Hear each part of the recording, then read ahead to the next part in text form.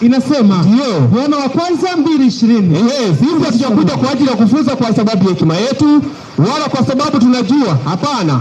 Kuna jambo ambalo tumeanza kuomba kwa Mungu na Mungu akatujalia, ndio maana tumekuja kufunzeni hili. Soma hiyo. Inasema hivi.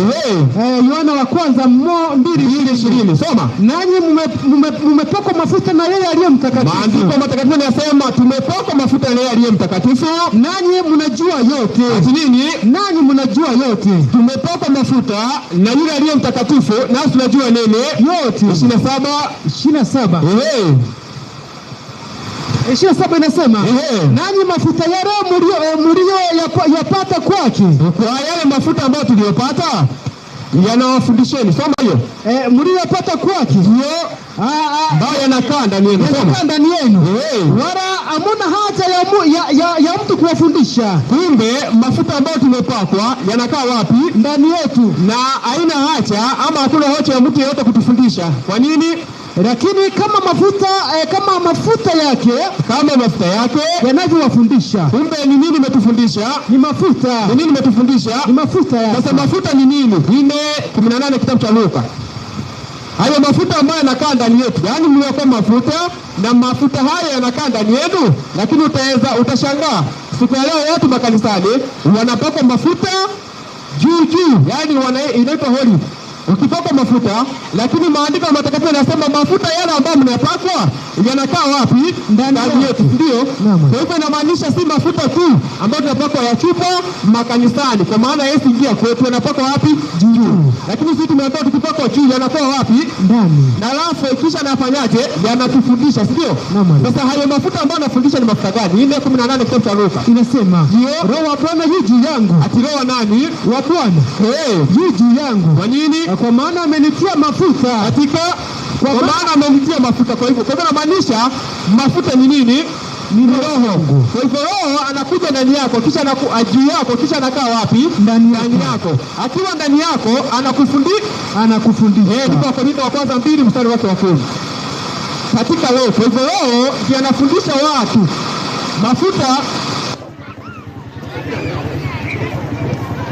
Mafuta yale ambayo yanakaa ndani yetu ndiyo yanatufundisha. Mafuta yote tumepata ni nini? Ni Roho, ndio? Sasa soma hiyo 2:20. Mtu asije akauliza, wale mnafuta hii umetoa wapi? Ndio? Kwa hivyo lazima tutambue ama lazima tujulishe watu sisi tumetoa wapi hekima hii ya kufundisha hii. Soma. Wakorintho wa kwanza mwalimu. Wakorintho wa kwanza 2:20. 2:10. 2:10 ndio. Inasema hivi. Kitabu cha Wakorintho wa kwanza 2:10. Lakini Mungu ametufunulia sisi kwa Roho. Mungu ametufunulia sisi kwa nini? Kwa Roho. Ndio. Maana Roho huchunguza yote. Hata mafumbo ya Mungu. Ati nini? Hata mafumbo ya Mungu. Anachunguza yote, hata mafumbo ya nani? Ya Mungu. Nayo hiyo Roho ndiye anatufundisha sisi. Ndio. Hapa 13 inasema naye twayanena si kwa maneno yanayofundishwa kwa hekima ya binadamu. Tunakuja kuyanena jioni ya leo si mafundisho ya kibinadamu, bali yanayofundishwa na Roho. Bali yanayofundishwa na nini? Na Roho. Yanayofundishwa na nini? Na Roho.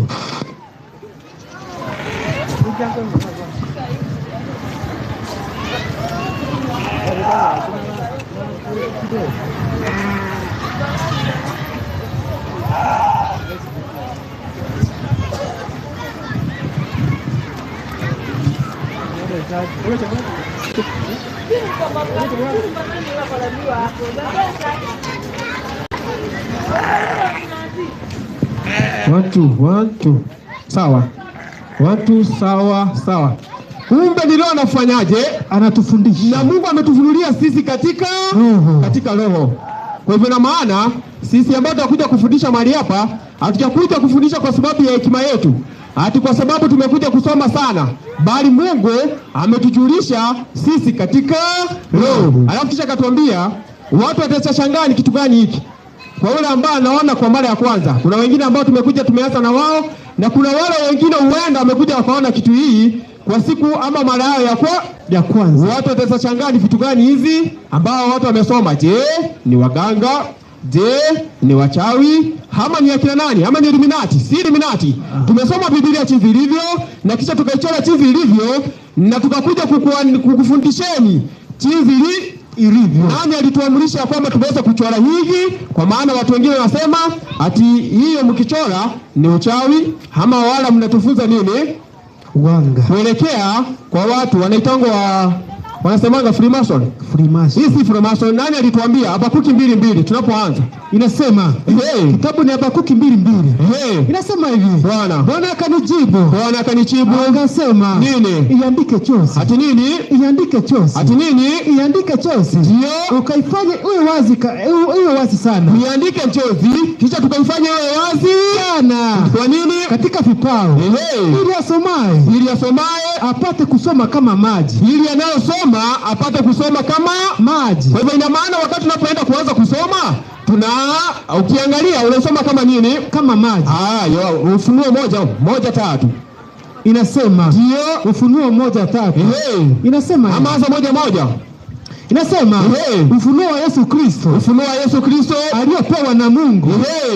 Awaonyeshe watumwa wake mambo ambayo kwamba hayana budi kuwako upesi. Naye akatuma kwa mkono wa malaika akamwonyesha mtumwa wake Yohana aliyelishuhudia neno la Mungu. Ndio. Na ushuhuda wa Yesu twende Kristo. Yaani mambo yote aliyoyaona. Mambo yote aliyofanya nini? Aliyoyaona. Ndio. Heri asomaye. Sasa maandiko yanasema heri asomaye na wao wayasikia maneno ya unabii huu. Kumbe ina maana kuna wengine wanasoma na kuna wengine wafanyaje? Wanaoyasikia maneno ya unabii huu. Kwa hivyo leo tunaenda kuingia unabii wa Biblia. Ina maana Biblia iko na unabii ndani yake, si ndio?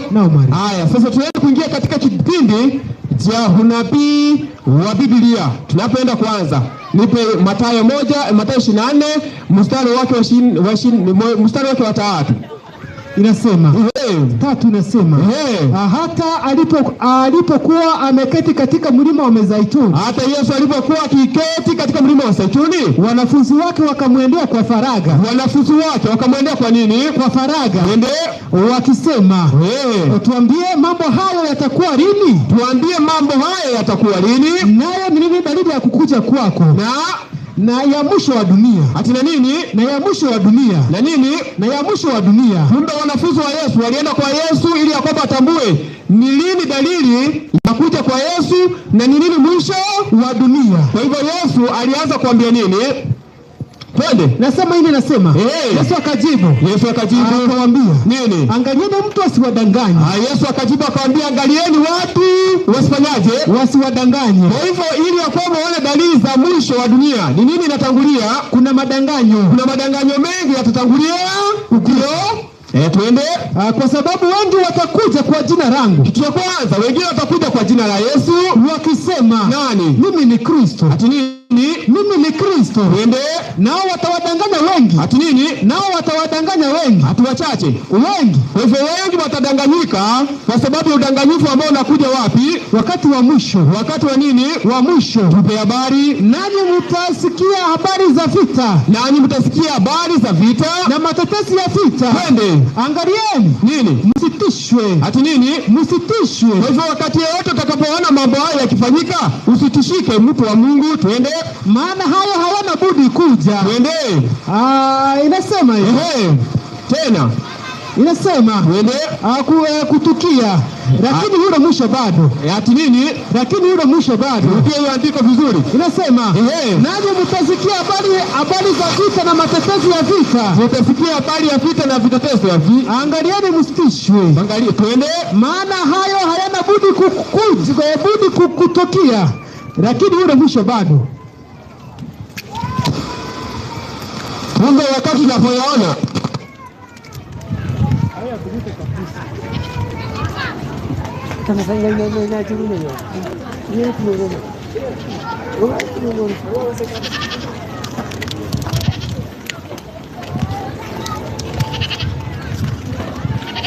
haya, tunaomba ya kwamba Mungu atujalie, ashikilie mitambo tunapoendelea.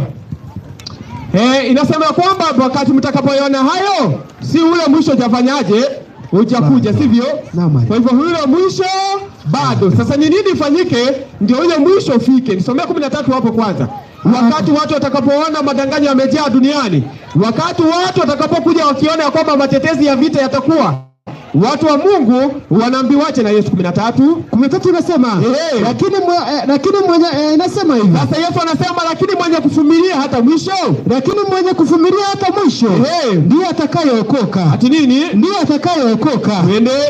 Tena habari njema ya ufalme. Sasa Yesu anasema hivi, tena habari njema ya ufalme itahubiriwa katika ulimwengu wote. Tena habari njema ya ufalme itahubiriwa katika ulimwengu wote, kuwa ushuhuda kwa mataifa yote, ili uweze kuwa ushuhuda kwa mataifa yote. Ina maana hiyo injili itakapohubiriwa, si kila taifa litakapotupokea, si ndio?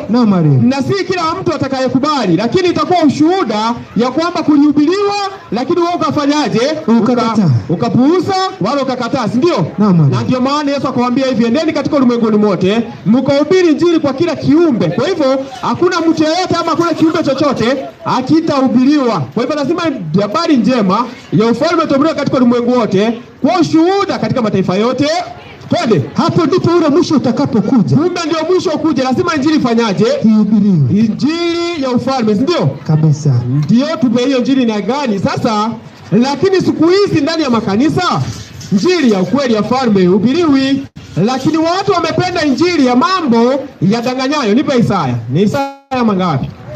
Isaya 30. Ndio, 8:30. 30 tuanzie na watu wamekataa injili ya kweli ya Mungu ya kuokoa, lakini watu wamekimbilia injili nyingine. Watu wamependa wakitaka, wakiambiwa utabarikiwa, utaokolewa na kesho utaendesha, wale utapokea container kutoka China, na wamekataa injili ya kweli ya Mungu ya kuokoa. Wanasemaje? Isaya 30:9 inasema kwa maana watu hawa ni watu waasi. Sasa watu kama hao ni watu waasi, watoto wasemao uongo, watoto wanasema uongo, watoto wasiotaka kusikia sheria ya Bwana, watu ambao wataki kusikia sheria ya Bwana. Wanasema tumeokolewa kwa neema, hatuko chini ya nini? Ya sheria. Twende. Waambia waonaji msione. Watu wao ni wale ambao wanaendea waonyaji, yaani manabii, ndio na wanabii. Msitoe habari ya mambo ya haki. Sasa msitoe mambo ya habari ya haki. Tuambieni maneno laini. Ati nini? Tuambieni maneno laini. Utabarikiwa, utainuliwa, utapokea container kutoka China. Somebody say kacha. Twende. Inasema kusema hubirini maneno ya danganyayo. Wanaambia hubirini mambo ya danganyayo. Tokeni katika njia. Tokeni katika njia. Geukeni mtoke katika mapito. Twende. Mkomesheni mtakatifu wa Israeli mbele yetu. Mfanyaje? Mkomesheni mtakatifu wa Israeli mbele yetu. Mkomesheni mtakatifu wa nini? Wa Israeli mbele yetu. Ndio maana watu wapata katika njia wakikubiria injili ya kweli. Wakileta crusade hapa, utasikia ni kuruka nyimbo tu ndio zimejaa ndani ya makanisa. Yaani watu wamekataa injili ya kweli, watu wakapokea injili, yaani wakapokea nyimbo makanisani ndio zimejaa, na udanganyifu mwingi ndio umejaa ndani ya makanisa. Wacha niwaambie watu wa Mungu, nyimbo ambazo zinaoimbwa katika kanisa ni siku ya leo 99% ni za shetani, ama 99% ni za uongo. Sikia hiyo 99 watu wameimba nyimbo ambayo Mungu amezikataa. Nipo 66:12 Zaburi. 66:12 Zaburi. Watu wamekataa injili ya kweli, wamependa nyimbo ndani ya makanisani. Unasikia rukia Bwana rukia Bwana rukia, sababu yu mwema. Bariki. Yaani wanataka kubarikiwa, wanainua, hinua, wamekataa injili ya kweli. Twende. Inasema Zaburi 99 ndio 12 inasema hivi, waketia langoni unisema. Wale ambao wanaketi langoni wanasema, na nyimbo za warevi. Ati nini? Na nyimbo za warevi wanafanyaje? Unibiaki. Yaani watu wa makanisani wanasema nyimbo za warevi, yaani wanadhiaki Mungu na nyimbo za warevi. Sikia hiyo. Watu wale siku hizi watu wameimba, unajua nyimbo zimekuja, wimbo uchayo, wanasema ya kwamba sikuembe ya Yesu. Yaani ukisikia huko ndani ya kilabu somebody ikipamba sana sema hala, sijui wanasemanga aje. Makanisani nao wasema ikipamba sana sema kuchu. Siku hizi ni hiyo, yaani kilabu pamoja na kanisa hakuna tofauti. Sasa kama kanisani mnatingisha kiuno na mlevi naye aimba aje? Wakatengeneza nyimbo wanasema kwamba nimeokolewa ati kwa sababu ya mateke, mimi niko hai ati kwa sababu ya mateke. Yaani Yesu aliokoa watu kwa mateke? Uongo. Alafu baadaye ukimpata atakwambia kwamba tunaokolewa kwa nini? Kwa neema. Kwa neema. Sheria za Mungu wamezikataa. Sasa watu wakaimba wakatengeneza nyimbo kama hii sasa. Hii wanaimbanga kila siku, lakini ukikuja baada ya kumaliza kuimba, sijui kwa nini wanatokanga hapo. Wametengeneza nyimbo. Wanasema hivi: Bwana naomba kubarikiwa nawe, sitoki hapa usiponibariki. Yaani wanaanza kuomba na Mungu, baadaye wanamkomandi. Bwana naomba kubarikiwa nawe, sitoki hapa usiponibariki. Mtu huyo anapomaliza kuimba atoke kanisani, umuulize wewe uliimba, Bwana naomba usiponibariki sitoki hapa, umetoka umebarikiwa na nini? Atakwambia umebarikiwa na nini? Hakuna. Atakuwa ameondoka. Sasa uniambie huo kama ni wimbo ambao unafaa kuimbwa ndani ya makanisa. Ati wanaimbanga aje? Yehova inaibangwa aje? Yawe yawe yawe yawe yawe yawe yawe yawe yawe yawe yawe yawe 47:7 ya Zaburi. Watu wanaimba wakiwa na tani ya kwamba ni nyimbo wanaimba, lakini hawana nyimbo. Wanaimba yawe yawe yawe yawe yawe yawe yawe yawe yawe yawe yawe kwa mama yawe yawe yawe yawe yawe 47:7 Zaburi. Inasema hivi 47:7. Kwa nini? Zaburi inasema maana Mungu ndiye mfalme wa dunia yote. Maana Mungu ni mfalme wa dunia yote. Imbeni kwa akili. Nini? Imbeni kwa akili. Hiyo wimbo ya yawe yawe tuimbe kwa akili. Tuimbe kwa akili. Yawe maana yake Mungu. Yaani yawe ni jina la Kiebrania. Ukiibadilisha kuja kwa Kiswahili inaitwa Mungu. Sasa tuimbe kwa akili, tuimbe kwa Kiswahili. Mungu Mungu Mungu Mungu Mungu Mungu. He Mungu Mungu Mungu Mungu Mungu Mungu Mungu. He Mungu Mungu Mungu. He Mungu. Hakuna wimbo. Hakuna wimbo. Hata sasa ukienda kwa Ruto useme Ruto Ruto Ruto Ruto Ruto Ruto. Si atakuuliza wewe wazimu. Matare kwanza. Utapigwa mpaka huko juu. Siku hizi watu wamependa hizo, wamekataa injili ya kweli ya Mungu ya kuokoa, wakapenda nyimbo za walevi. Nafikiri tumeweka sawa. Tulikuwa introduction. Sasa tunaweza kuingia kipindi ambacho tunaishi. Yesu ya kwamba amesema kwamba ufalme wa tena habari njema ya ufalme itahubiriwa katika ulimwengu wote ili kuwa na ushuhuda, ndio na mwisho fanyaje? Uje. Sasa ni injili gani hiyo aliyetuwekea ili ya kwamba tubese ikahubiriwa katika ulimwengu wote? Nipe hapo 15 inasema Mathayo 14:24. Sasa tunaenda 24 mstari wa 15. Nipe. Inasema basi hapo mtakapoliona chukizo la uharibifu. Yesu akamwambia watu, hapo mtakapoliona chukizo la uharibifu, lile neno la nabii Danieli. Ati nini? Lile neno la nabii Danieli. Limesimama katika patakatifu. Asoma inafahamu. Kumbe Yesu alikutuma katika kitabu cha Danieli ili ya kwamba yote anaposoma katika kitabu cha Danieli akafahamu ni mambo gani atakayokuwa siku za mwisho. Lakini siku hizi kitabu cha Danieli akisomangu ataenda kuambia mchungaji, atakwambia ni mnyama iko huko ndani na Mungu amefunga hiyo, utakuja kufunuliwa mbinguni. Kwani kitabu cha Danieli kikaletwa duniani kuja kufunuliwa mbinguni? Kwa nini basi kakaletwa na tukakikawa ndani ya Biblia? 29:9 Deuteronomy. Soma hiyo. Sasa na kingekuwa tunafunuliwa mbinguni, basi Mungu angekeleta mbinguni. Kwa nini? Nisome hiyo. 29:29 Torati. Kumbukumbu la Torati inasema mambo ya siri ni ya Mungu. Sasa mambo ya siri ni ya Mungu, mambo ya siri ni ya Bwana, ndio Mungu wetu. Na yale lakini mambo yaliyofunuliwa ni yetu sisi. Kwa yale mambo ambayo tumeweza kufunuliwa sisi ni yetu sisi na nani? Na watoto wetu milele. Ni yetu na nini? Na watoto wetu milele. Na kitabu cha Danieli kimefunuliwa wapi? Hapa duniani. Inamaanisha ni yetu pamoja na watoto wetu hapa duniani milele. Kwa nini Yesu anakutupa katika kitabu cha Danieli? Nipe Danieli 3:15. Danieli 3:15.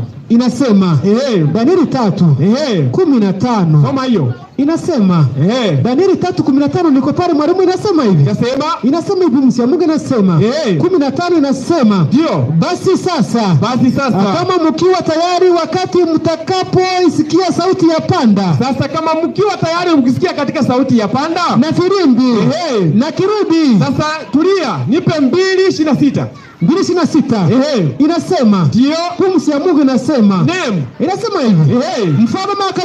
Mfalme akajibu akamwambia Danieli nini? Aliyekuwa akiitwa Belshaza, je, waweza kunijulisha ile ndoto na niliyoiona na tafsiri yake? Danieli akajibu mbele ya mfalme akasemaje? Akasema, ile siri aliyouliza mfalme, nani wenye hekima hawezi kumfunulia mfalme, na nani? Wala wachawi, na nani tena? Wala waganga, endelea, wala wanajimu. Maliza. Lakini yuko Mungu mbinguni. Ati nini? Lakini yuko Mungu mbinguni afunuaye siri, ndio, naye amemjulisha mfalme Nebukadneza mambo yatakayokuwa siku za mwisho. Kumbe mfalme Nebukadneza, ili ya kwamba Yesu anakutupa katika kitabu cha Danieli ukafahamu mambo yatakayokuwa siku za mwisho, na hizo ndio siku za mwisho ambao tuko, hizo siku za mwisho ndio tuko. Kwa hivyo sisi tumepewa unabii huu, tumeata kuwaletea mahali hapa wajulishe ni wakati upi, na wakati tulipoanza tulifundisha hapa. Hii ni ndoto ambayo mfalme Nebukadneza aliota, akapelekea waganga na wachawi na wanajimu, lakini wakashindwa kumjibu. Lakini mtu ambaye aliyemjibu alikuwa anaitwa Danieli. Danieli akakuja kufunulia Nebukadneza, akamwambia ndoto uliyoota ilikuwa ni sanamu kubwa sana, na sanamu hiyo mwangaza wake ulikuwa mwingi sana, na kichwa chao cha sanamu hicho kilikuwa mfano cha dhahabu, mkono na tumbo lake fedha, viuno vyake ikawa shaba, mguu ni chuma, na nyayo zake nusu chuma nusu dongo. Tunakuja tukapata kwamba Mungu anatangaza mambo kabla hajafanyaje, hayajatokea. Anasema anatangaza tangu wa mwanzo na mwisho. Kwani alikuwa mwanzo na akatangaza ni nini kitakachofanyika nini siku za mwisho. Tukakuja tukapata kwamba Mungu alikuwa shatabiri kitu inaitwa uchumi. Kwa hivyo Ufunuo Danieli 2 inakuambia kwamba uchumi wa dunia utafanyaje, utasononeka ama udhaadhirika, ama uchumi wa dunia utaenda chini na utarudi tena juu. Na ndio maana watu siku hizi wanalia kwa sababu ya uchumi. Na katika uchumi huo wakati utakapoanguka, tunaona ufalme wa tano utakaotawala milele na milele, ambao Mungu atausimamisha, ufalme wa jiwe. Tukasoma 4:12, 4:10 mpaka 12 kitabu cha Acts, yani Matendo ya Mitume, tukapata kwamba jiwe hili ni Yesu. Waefeso 2:20 pia naye ikatuambia jiwe ni nani? Ni Yesu. Kwa hivyo ufalme wa kwanza tukapata Babeli, Medo-Persia, Yunani na Warumi, na Rumi iliyogawanyika. Sasa tukapata kwamba ufalme wa kwanza hautuhusu, kwa hivyo tukaacha. Ufalme wa pili utuhusu kwa sababu ushaisha. Ufalme wa tatu ushaisha, ulikuwa wa Alexander the Great. Na sasa tuko chini ya ufalme ambao unaitwa Roman. Yaani tunatawaliwa na Rumi mpaka saa hii. Hata Mwokozi alipokuja kadha wa kadha, tukachunguza juzi tukachunguza, je, kwa nini Danieli akaugua kwa siku kadha wa kadha? Tukapata kwamba ufalme wa Kirumi ulitesa watakatifu wa Mungu miaka 1260. Yaani ulikuwa unaitwa Dark Ages. Fuzo wa Yesu wakawawa. Tukapata kwamba hata Danieli wakaanza kuua mwokozi wao kwanza 57 ukielekea kwa chini, ama ukianzia 45 ukielekea chini, utapata habari za Stefano wakati alikuwa anatangaza kweli ikamuua. Lakini wakati walikuwa naua watu Rumi ikaona kwamba tukiwa watakatifu ni kama mbegu ya mahindi ama ya marawe. Kwa nini?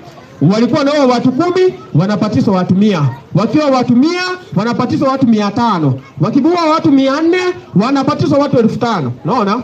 Kwa hivyo wakaona hatuwezi maliza hiki kisasi cha nini cha Wakristo, wakaamua kuwa watu kiroho. Lakini tukakuja tukapata kwamba Danieli 2 na Danieli 7 zinaoana, lakini zilikuja kwa njia nyingine tofauti, Mungu akiwa anawaongoza wa mifano. Nipe hiyo Hosea 12 mstari wa 10. Hosea 12 mstari wake wa 10. Soma. Pumzi ya Mungu inasema, Hosea 12:10. Soma. Inasema hivi, ndio, tena nimenena nao manabii, nami nimeongeza maono, ndio, na kwa utumishi wa manabii nimetumia mifano. Kumbe Mungu ananena kupitia nini?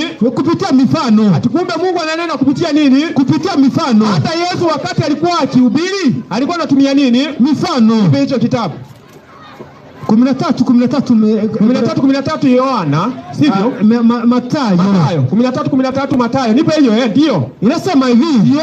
Inasema Yesu 13 inasema Yesu inasema hivi, kwa sababu hiyo inasema nao kwa mifano. Ati kwa sababu hiyo Yesu alikuwa ananena kwa mifano. Asipo mifano hakunena kitu. Kumbe Yesu pia yeye alikuwa anatumia nini? Mifano. Na hiyo mifano ndio tumeweza kuwaletea mahali hapa. Ukiona mnyama huyu si mnyama tu ambao unaona. Kwa nini? Huwezi pata simba aliyekuwa na mapawa mawili. Hata utembee mpaka wapi huwezi pata. Na huwezi pata simba akitoka wapi? Majini. Kwa hivyo tukachunguza ni nini maana ya maji na ni nini maana ya mnyama, na tukachunguza ni nini maana ya mapawa. Tukapata kwamba ufalme wa kwanza ulipokuwa kiinuka ulienda kwa kasi. Ndio maana akapewa nini? Mfano wa mapawa mawili. Alikuwa anaenda kwa kasi. Na tukakuja tukachunguza, je, maana ya mnyama ni nini? Ni nini maana ya wanyama? Tukapata ni wafalme. Nipe Danieli 7 mstari wake wa 17. Hiyo inasema hivi. Ndio, inasema Danieli 7 mstari wa 17. Pumzi ya Mungu inasema, ndio, wanyama hao wakubwa walio wanne. Ati nini? Wanyama hao wakubwa walio wanne ni nini? Ni wafalme wanne watakaotokea duniani. Ati ni wafalme wanne watakaotoka duniani. Tukaja tukapata kwamba simba alikuwa amesimamia ufalme gani? Babeli. Babeli yatawala wa miaka wa 606 mpaka 538 ukaisha. Kwa sababu ya kuleta ibada ya kuchonga sanamu, Mungu akakasirika na wao, akawanyang'anya ufalme, akaweza kuwapewa Medi na Wachemi, yani Medo-Persia.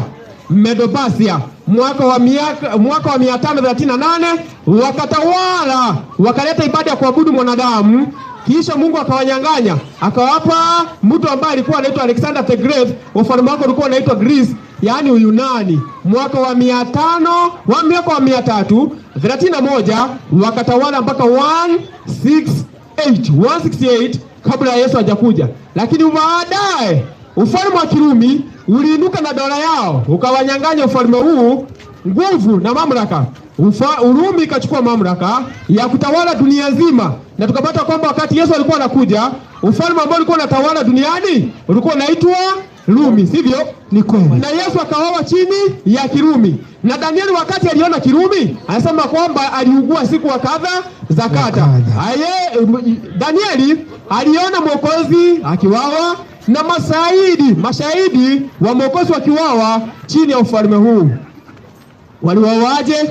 Nipe kitabu cha Matendo ya Mitume. Ni 12, soma. Ni 12 ama ni 12:1, soma. Inasema Matendo ya Mitume. Soma. Matendo ya Mitume. Ama Waebrania, ndio niko pale mwalimu. Soma. 12:1. Inasema hivi, ndio, panapo majira yale Herode mfalme. Herode alikuwa chini ya ufalme gani? Wa Kirumi, si ndio? Herode mfalme akanyosha mikono yake kuwatenda mabaya baadhi ya watu wa kanisa. Akawatenda mabaya baadhi ya watu wa kanisa. Akamuua Yakobo. Nini? Akamuua Yakobo. Wanafunzi wa Yesu akawawa Yakobo, ndugu yake Yohana. Na akiona kwa upanga. Na akiona ya kuwa inampendeza. Twende. Inasema inasema hivi, na akiona ya kuwa inampendeza, na akiona ya kwamba inampendeza, inasema hivi, twende. Inasema hivi, na akiona ya kuwa inampendeza, na akiona ya kwamba inawapendeza Wayahudi, akaendelea akamshika na Petro, siku hizo zilikuwa siku za mikate isiyochachwa. Yani Herode pia akatenza wanafunzi wa nani? Wa Yesu. Na hata baadaye hata Paulo aliuawa chini ya ufalme wa Kirumi akiwa nakatwa kichwa, sivyo? Na akakata na shoka chini ya ufalme wa nene wa Kirumi. Yani Yohana baada Danieli aliona vita vikuu ya watakatifu wa Mungu, na ndio maana akakuandikia 7:25 hiyo Danieli. Soma 7:25. Danieli. Inasema ndio 7:25. Akanena kinyume chake. Twende hiyo. Soma hiyo. Sema 25. Inasema inasema hivi. Ndio. Atanena maneno kinyume chake aliye juu. Huo ufalme wa Kirumi utanena kinyume chake aliye juu, naye atawadhoofisha watakatifu wake aliye juu. Ati nini? Naye atawadhoofisha watakatifu wake aliye juu. Sasa wakati Danieli aliona chizi watakatifu walivyokuwa wakidhoofishwa, ndio maana akaugua. Lakini wakati walikuwa wanateswa, kuna mwanafunzi mmoja yeye hakuteswa afe. Ni nani? Yohana wa Patmo. Wakati aliona wameshika na Yakobo, wameona Yakobo na Petro wameshikwa na mitume wote, aliuliza yeye, Yesu, wewe unaona chizi unapoteswa na wewe bado ukiangalia?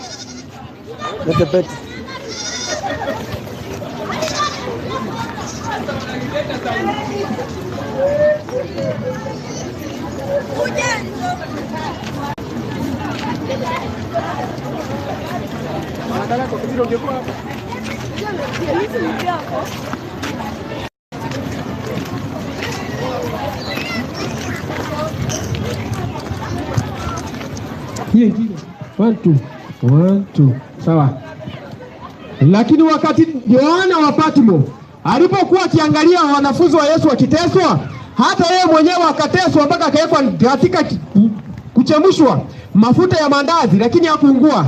Alienda akakaa chini akauliza yeye, Yesu, yaani umeona tukiteswa lakini bado tuokoi, kwa nini? Lakini Yesu alishuka akamwambia aje. Ufunuo 1:8. Ufunuo 1:8 inasema, Yesu akawa anauliza, tazama wameshika na Petro, tazama wameshika na Yakobo, na sisi tazama jinsi tulivyoteswa. Yesu, kwa nini unaangalia ukiacha ukiteswa? Yesu alishuka akamwambia aje. Ufunuo 1:8. Ufunuo 1:8 inasema, ndio, mimi ni Alfa na Omega. Yesu akashuka akamwambia Yohana, mimi ni Alfa na Omega, mwanzo na mwisho. Mwanzo na mwisho. Kwa hivyo Yesu akamwambia ya kwamba mimi ni Alfa na Omega, usifadhaike. Kumbuka haya ndio niliyowaambia kwamba mtateswa na mtatiwa gerezani. Alimwambia aje tena? 2:10 hapo Ufunuo 2:10 nasema, Yesu anamwambia tazama, usiogope, mimi ni Alfa na Omega, mwanzo na mwisho. Akamwambiaje? Usiogope. Usiogope wewe Yohana, mambo yatakayokupata, mambo ambayo yatakayowapata. Tazama, nini? Huyo ibilisi atawatupa baadhi yenu gerezani. Huyo ibilisi atashuka na kuwatupa nyinyi baadhi ya nyinyi gerezani, ili mjaribiwe kwa siku, nanyi mtakuwa na dhiki siku 10. Haya, watakuwa dhiki kwa siku 10. Kwa hivyo Yesu akampea Yohana Mbatizaji nini?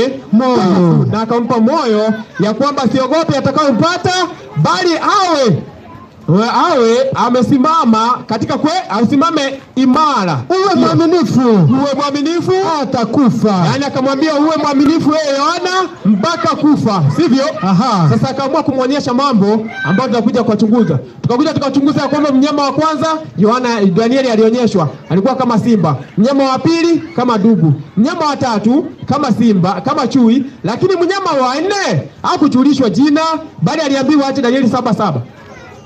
Inasema, soma Danieli 7:7. Ndio. Niko pale mwalimu, inasema hivi. Baadaye nataka hiyo soma. Inasema, Danieli 7:7. Inasema, ndio, baadaye nikaona. Inasema 7:7 inasema, niko pale mwalimu, anasema baadaye kuna katika chozi ya usiku. Baadaye John anasema kwamba Danieli, baadaye nikaona katika chozi ya usiku, na tazama, nini? Mnyama wa 4 mwenye kutisha, mwenye nguvu, mwenye uwezo mwingi. Naye alikuwa na meno ya chuma makubwa sana. Alikuwa na kufunja vipande na kukanyaga mapaki kwa miguu yake. Na umbo lake lilikuwa mbali kabisa na wale wa kwanza. Na umbo la mnyama huyo lilikuwa mbali kabisa na wale wa kwanza. Kwa hivyo na maana yeye hakuona ilikuwa inaje, lakini aliona ya kwamba ako mnyume sana na wale wa kwanza. Naye alikuwa na pembe 10. nikaziangalia sana pembe zake. Akaangalia sana zile pembe 10, na tazama, nini? Pembe nyingine ikazuka kati yao. Pembe nyingine ikashuka kati yao, nayo ilikuwa ndogo kuliko zile za kwanza, ambayo mbele yake pembe 3 katika zile za kwanza zikang'olewa kabisa. Zilikuwa ngapi? 10. Zikang'olewa ngapi? 3. Zikabaki ngapi? 7. naye akakuwa wangapi? 8. Kwa hivyo ikawa, tuendelee. Na tazama, nini? Katika pembe hiyo mlikuwa na macho kama macho ya mwanadamu. Alikuwa na macho kama ya mwanadamu, na kinywa kilichokuwa kikinena maneno makuu. Atina nini?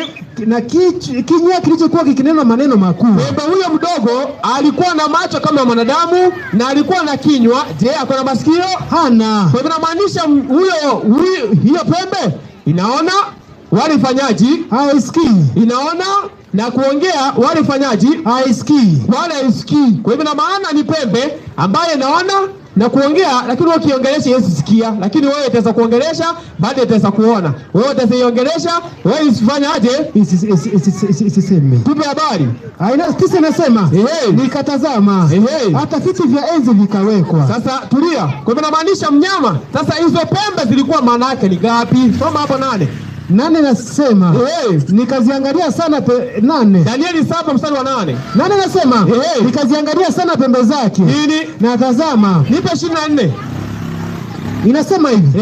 Inasema na habari za zile pembe 10. Sasa habari za hizo pembe 10. Katika ufalme huo. Katika ufalme huu wakirudi wataondoka wafalme 10. Kumbe na wafalme ngapi? 10. Na mwingine ataondoka baada ya hao. Sasa mwingine ataondoka baada ya hao. Kumbe ndiye yeye mdogo, sivyo? Kabisa. Kwa maana maana ya pembe ni nini? Ni wafalme, sivyo? Ni kweli. Kwa hivyo kulikuwa na falme ngapi? 10. Lakini moja ndogo ikakuja ikashusha ngapi? 3. Zikawa ngapi? 7. Kwa hivyo na maana katika dunia ambayo tunaishi tunatawaliwa na mataifa 10, lakini hao mataifa 10 kuna taifa fulani lilikuja likaondoa mataifa 3, zikapaki ngapi? 7. Ndio maana sisi tunaambiwa tunatawaliwa na G7, yani mataifa 7 yenye nguvu duniani. Sasa hawa ndio kusema. Kwa hivyo ufalme ambao ulikuja hapa, mtu ambaye alionyeshwa, hii tulipitia na Danieli 7 tukapitia, lakini sasa tunataka tuingie katika kitabu cha Ufunuo. Kwa nini? Ufunuo imekuja ifunue kitabu cha Danieli. Ufunuo imekuja ifunue kitabu cha nani? Cha Danieli. Sasa mwenye alionyesha mnyama huyu ni nani? Nipe Ufunuo mstari wa 13, chapter 13 verse 1 to 2. Inasema, Ufunuo 13:1. Ufunuo 13:1. Kisha nikaona mnyama akitoka katika bahari. Na mnyama wa aina alikuwa anatoka wapi? Baharini. Mwenye pembe 10. Alikuwa na pembe 10 na vichwa 7. Alikuwa na vichwa 7 na juu ya pembe zake ana viremba 10. Twende. Na juu ya vinywa vyake nini? Majina ya makufuru. Twende. Na yule mnyama niliyemuona. Sasa mnyama ambaye Danieli alionyeshwa, Yohana anakuja kuonyeshwa. Anasema kwamba ndio yule mnyama aliyemuona alikuwa mfano wa chui. Ati nini? Alikuwa mfano wa chui. Ati nini? Alikuwa mfano wa chui. Ndio. Na miguu yake kama miguu ya dubu. Ati nini? Na miguu yake kama miguu ya dubu. Ndio. Na kinywa chake kama kinywa cha simba. Ati nini? Na kichwa chake kama kichwa cha simba. Kumbe mnyama ambaye alionyeshwa kwamba ako na mfano wa chui, ako na mfano wa dubu na mfano katika kichwa chake nani? Simba. Sasa ilikuwa na maana gani? Nipe Danieli 7 mstari wa 12. Inasema 7. Ina maana mfalme wa 4 ambaye alikuja akakombaini na maisha yote wanyama wa kwanza ama wafalme wa kwanza waliokuwa nao, kisha akakuja. Ndio maana alikuwa na nguvu mingi, mfano wa chuma, kwa maana chuma inatesa kila kitu, na alikuwa na kikanyaga na kutesa, na ndio ufalme wa 4 ambao tuko ndani yao, unaitwa ufalme wa Kirumi. Sasa soma hiyo Danieli 7 mstari wa 12. Soma. Inasema na kwa habari za wale wanyama wengine, kwa habari za wanyama wengine 3 walinyang'anywa mamlaka yao. Ufalme wa Kibabeli ukanyang'anywa mamlaka, ufalme wa Medi na Wachemi ukanyang'anywa mamlaka, ufalme wa Kiyunani ukanyang'anywa na mamlaka, lakini ufalme huu bado hajanyang'anywa mamlaka. Twende. Walakini maisha yao. Sasa maisha ambayo wanyama wa kwanza na wa pili na wa 3 walikuwa naishi yalidundishwa. Alifanyaje? Yalidundishwa kwa wakati na majira. Yaani ina maana tabia ambayo ufalme wa kwanza ulikuwa nao, ufalme wa pili na ufalme wa 3 ulikuwa nao, ufalme wa 4 utakuwa zote combination. Kwa nini? Kwa sababu ufalme wa kwanza ulileta ibada gani? Ya kuabudu sanamu. Ya kuabudu sanamu. Ukienda soma Danieli 3:1 yote inaelezea Babeli ilileta ibada ya nini? Ya sanamu. Ufalme wa pili unaenda unasoma Danieli 6:1 mpaka 4, kisha unaruka 8 na kuelekea chini. Ama unaenda unasoma yote, unapata kwamba Wamedi na Wachemi walileta ibada ya kuabudu wanadamu. Na ndio maana Danieli akajipata wapi? Katika tundu la simba, sivyo? Na ufalme wa tatu ulileta kitu inaitwa philosophy, yaani masomo, kusoma. Kwa hivyo ufalme wa nne inamaanisha ufalme wa nne utakuwa na ibada ya sanamu, utakuwa na ibada ya kuabudu wanadamu, utakuwa na ibada ama utakuwa na watu kuelekea masuleni ama wanaenda teolojia ndio wakuwe nini? Mapasa. Na ndio maana tunaona siku hizi ufalme wa nne huu. Sasa ufalme ambao alionyeshwa alikuwa na mfano wa jui, mfano wa dubu kwa miguu, na mfano mdomo yake ilikuwa ni kama ya nani? Ya simba. Sasa rudia mstari wa kwanza juu, tuchunguze ni ufalme gani huo ama ni nani huyo, leo tunapounganisha na Revelation chapter 17. Alafu kesho ama Friday Mungu atatujalia tutakuja kuendeleza na huko mbele. Twende. Inasema kisha nikaona mnyama akitoka katika bahari. Kisha Yohana akaona mnyama akitoka baharini mwenye pembe 10. Alikuwa na pembe ngapi? 10. Ndio. Na vichwa 7. Alikuwa na pembe 10 na vichwa ngapi? 7. Vichwa ngapi? 7. Twende. Na juu ya pembe zake nini? Ana vilemba 10. Alikuwa na vilemba 10 na juu ya vichwa vyake majina ya makufuru. Tulia. Kwa hivyo mnyama ambao tunaonyeshwa hapa alikuwa na majina ya nani? Ya makufuru. Kwa hivyo lazima tuulize kukufuru ni nini? Kwanza tulipata kwamba ufalme unasimamia nini? Mnyama. Kwa hivyo inamaanisha mnyama maana yake ni ufalme. Kwa hivyo inamaanisha ufalme huu uko na vichwa 10, yaani vichwa 7, na ndio maana tumepata hapa ni mataifa 7 haya yanayotawala, yanamzunguka mwanadamu huyu mnyama. Inaitwa G7. Na pembe 10. Kuna wafalme wengine 10 watakuja kuinuka baadaye ili ya kwamba kumsaidia yeye kutawala ulimwenguni wote, kwa maana 1798 alinyang'anywa mamlaka. Yohana alionyeshwa kwamba aliona yule mnyama ametiwa jeraha la mauti, lakini baadaye alifanyaje? Akapona. Sasa alikuwa hapo na baadaye akaonekana hako. Kwa hivyo inamaanisha ni ufalme ambao uliinuka baadaye ukaisha, alafu baadaye ukaanza kuinuka. Na ndio hili ya kwamba utawale, lazima hii mataifa 10 yatamsaidia ili ya kwamba kumpea nguvu kutawala dunia nzima. Sasa tunachunguza ni mnyama yupi huyu? Ya kwanza ako na majina ya makufuru. Kwa hivyo lazima tuulize kukufuru maana yake ni nini? Kwa maana mnyama ufalme, maji mengi watu wengi. Ama tuwapitishie? Ni kweli. Nisomea hapo 17:15 hapo chini tu. Inasema maana ya maji mingi ni nini? 17. Nini maana ya hii? Twende. 17:15 Ufunuo. Twende. Inasema kisha akaniambia nini? Yale maji ulioyaona hapa ketipo yule kahaba ni nani? Ni jamaa na nini? Na makutano. Twende. Na mataifa na lugha. Ni jamaa, lugha na mataifa, sivyo? Ni kweli. Kwa maana ni watu wengi. 17:12 Isaya. Inasema ndio 17:12 Isaya. Maana ya maji mengi ni nini? Inasema twende pumzi ya Mungu. 17:12 mnyama alionyeshwa alikuwa anatoka kwenye maji mengi, yaani ina maana alitoka baharini. Twende. Ufumi wa watu wengi. Ufumi wa watu wengi wanafuma kama ufumi wa bahari. Ati nini? Ufumi wa watu wengi wanafuma kama ufumi wa bahari. Twende. Nguruma ya mataifa. Nguruma ya mataifa wananguruma kama ngurumo ya maji mengi. Wananguruma kama nguruma ya nini? Ya maji mengi. Kwa hivyo ina maana mnyama aliyetoka hapo, maana ya maji ni nini? Ni watu wengi. Ina maana ni ufalme ambao unainuka mahali watu wengi wanafanyaje? Wako, si ndio? Ni kweli. Sasa maana mnyama tukapata ya kwamba Danieli 7:23 kasema kanena hivi, yule mnyama wa nne uliyemuona ni ufalme wa nne utakaotokea duniani. Na maana mnyama wafalme, maji watu wengi, ufalme unatoka ndani ya watu wengi, na ufalme huo uko na majina ya makufuru. Kufuru ya kwanza 10:33 Yohana inasema ndio. Sasa lazima tuulize, je, ni nini maana ya kukufuru? Twende.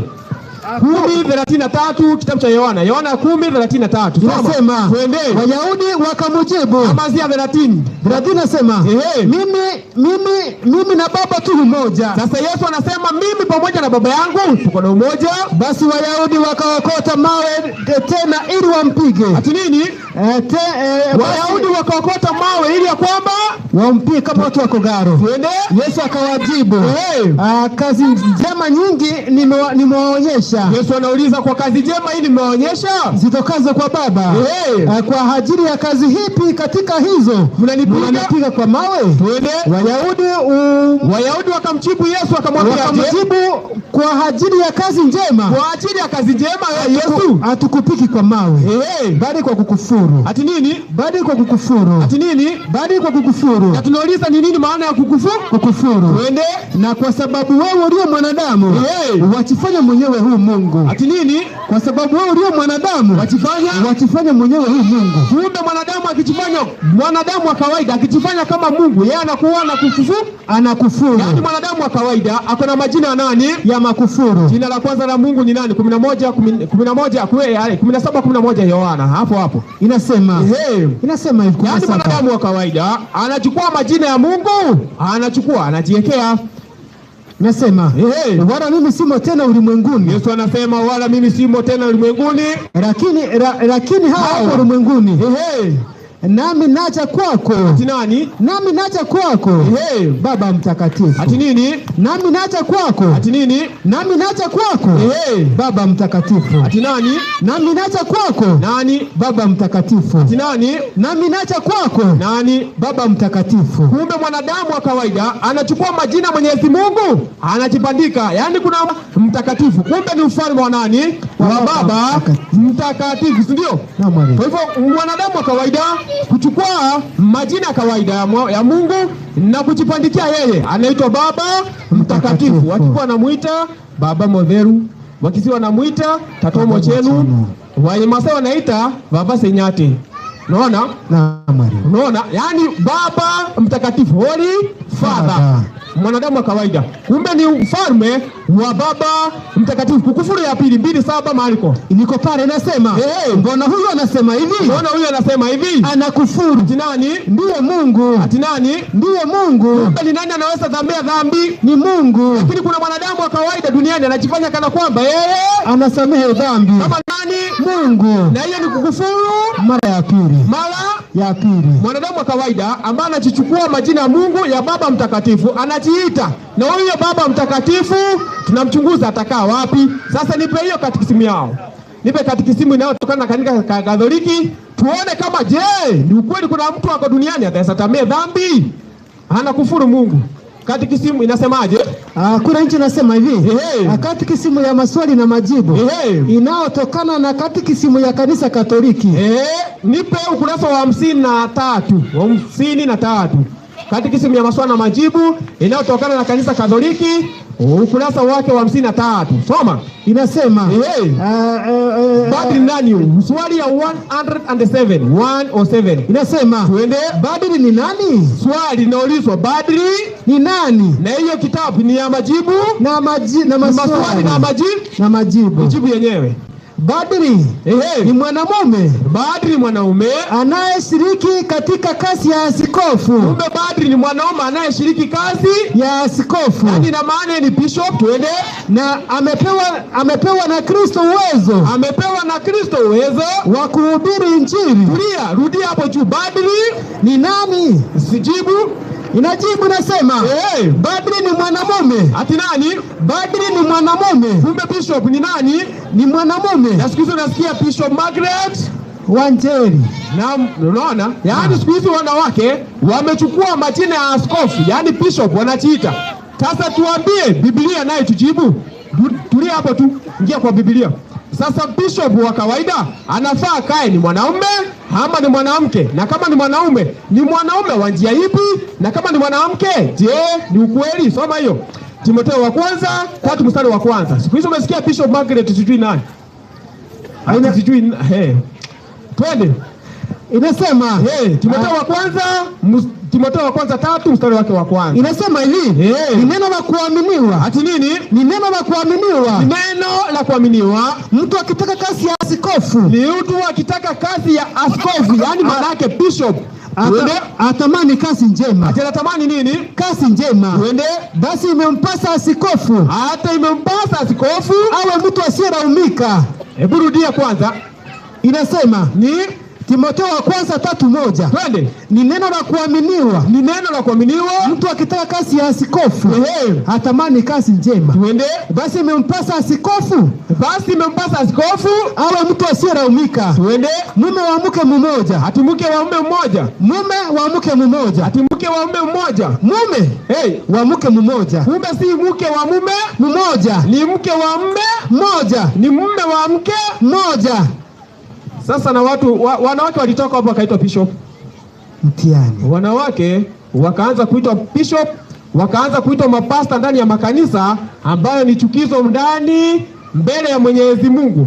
Unasikia Margaret, Bishop Margaret. Huyo ni tuache hapo. Kumbe ni bishop, ni mwanaume wa mke mmoja. Sasa tulia hapo, eka kamba, turudi katekisimu.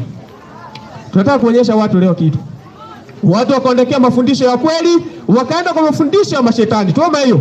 Inasema kwamba padri ni mwanaume amefanya kazi ya askofu na amepewa na Kristo kuhubiri Injili. Ati nini? Kuhubiri Injili. Umeona Katoliki kihubiri? Hapana. Umeona ameweka maspika mahali wanahubiri? Hapana. Tunasema padri ni mwanaume anayefanya kazi ya askofu, amepewa na Kristo kazi ya kuhubiri Injili. Wende kusamehe dhambi. Ati nini? Kusamehe dhambi. Kumbe wanadai kusamehe dhambi. Na Biblia inasema yote ambaye anasamehe dhambi ni nani?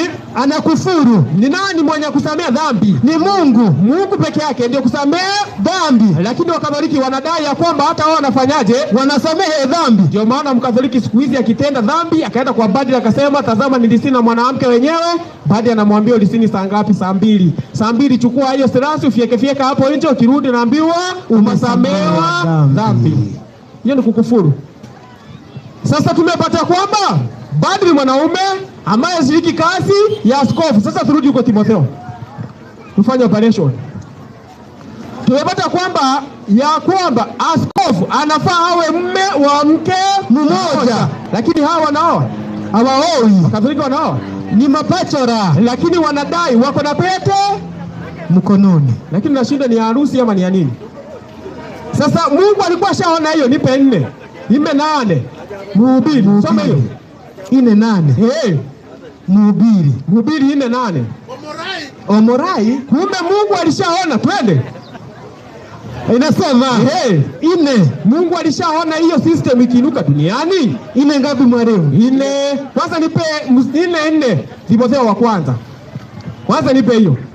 Sasa hao wanadai kusamehe dhambi na wanadai ya kwamba ni askofu, na Biblia imesema kwamba askofu anafaa awe mume wa mke mmoja, si mke wa mume mmoja. Mume wa mke mmoja, si mke wa mume mmoja. Sasa tuende 4. Timotheo wa kwanza 4:3 mwalimu. Twende. Inasema watu wasioe. Sasa Timotheo wa kwanza 4:1. Sasa hapo inasema hivi. Basi Roho ananena waziwazi ya kwamba. Sasa Roho ananena waziwazi ya kwamba nyakati za mwisho ambazo ndio tuko, wengine watajitenga na imani. Watu watajitenga na imani wakisikiliza roho zidanganyazo. Ati nini?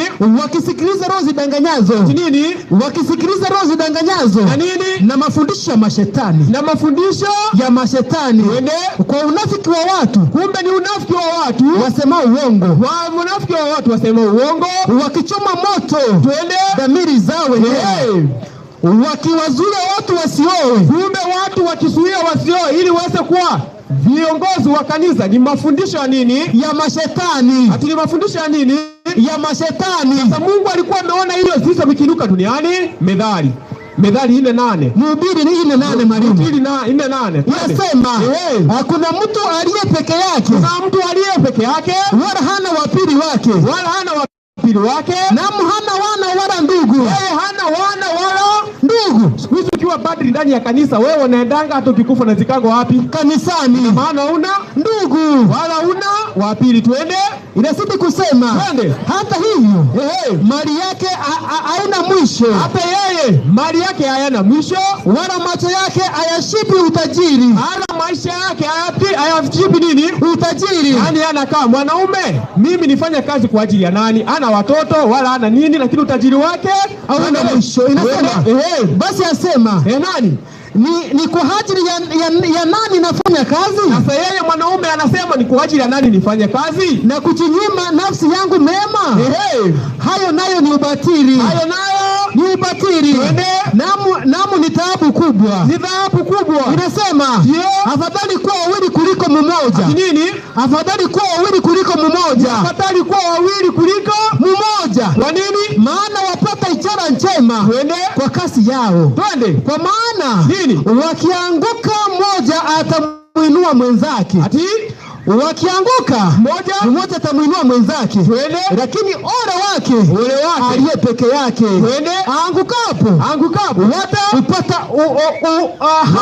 watapata moto. Tulia.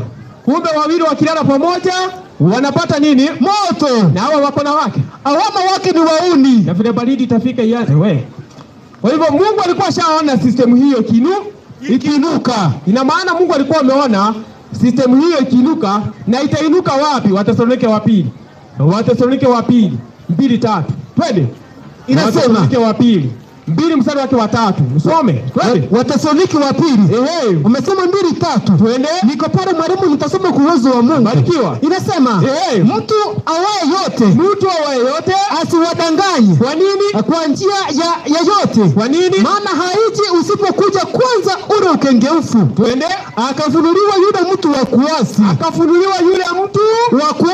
Twende. Mwana wa uharibifu. Yule mpaabudiwa. Hata yeye mwenyewe kuketi katika hekalu la Mungu akijionyesha nafsi yake kana kwamba yeye ndiye Mungu. Wa 8 hapo inasema nani inasema hapo ndipo atakapofunuliwa. Na hapo ndipo atakapofunuliwa kwamba anakaa kwenye kiti cha hekalu la nani? La Mungu. Akijionyesha kana kwamba yeye ndiye Mungu. Kwa kila kitu kiitwacho Mungu. Anaitwa majina ya nani? Ya Mungu. Majina gani hayo? Baba Mtakatifu. Nini? Baba Mtakatifu. Nende mstari wa 8 hapo chini. Nani nasema? Hapo ndipo atakapofunuliwa yule hasi. Hapo ndipo atakapofunuliwa yule hasi ambaye Bwana Yesu atamua kwa pumzi yake mwenyewe. Ya kichwa chake na kumwangamiza kwa ufunuo wa kuwapo kwake. Yule ambaye kuja kwake ni kwa mfano wa kutenda kwake Shetani kwa uwezo wote na ishara za ajabu za uongo. 10 nasema na kwa sababu ya madanganyo yote. Twende. Inasema wacha nimulikiwe mwalimu. Barikiwa. Hii lazima ieleweke tu. Soma. Wacha nianzie 8 mwalimu. Anzia tu 10, tushafika 10. 10 nasema na katika madanganyo yote ya udhalimu. Kwa hao wanaopotea kwa sababu hawakukubali na kweli. Hawakukubali kuipenda ile kweli. Kwa maana kitabu cha Yohana. Sasa kweli ni nini hiyo? Kupenda kweli. Sasa Mungu analetea nguvu ya upotevu wapate kupotea na kuamini uongo ili ya kwamba mwishowe wafanyaje? Wahukumiwe. Sasa kweli ni gani hiyo? Walikataa. 17 inasema uwatakase kwa ile kweli. Ati nini? Uwatakase kwa ile kweli.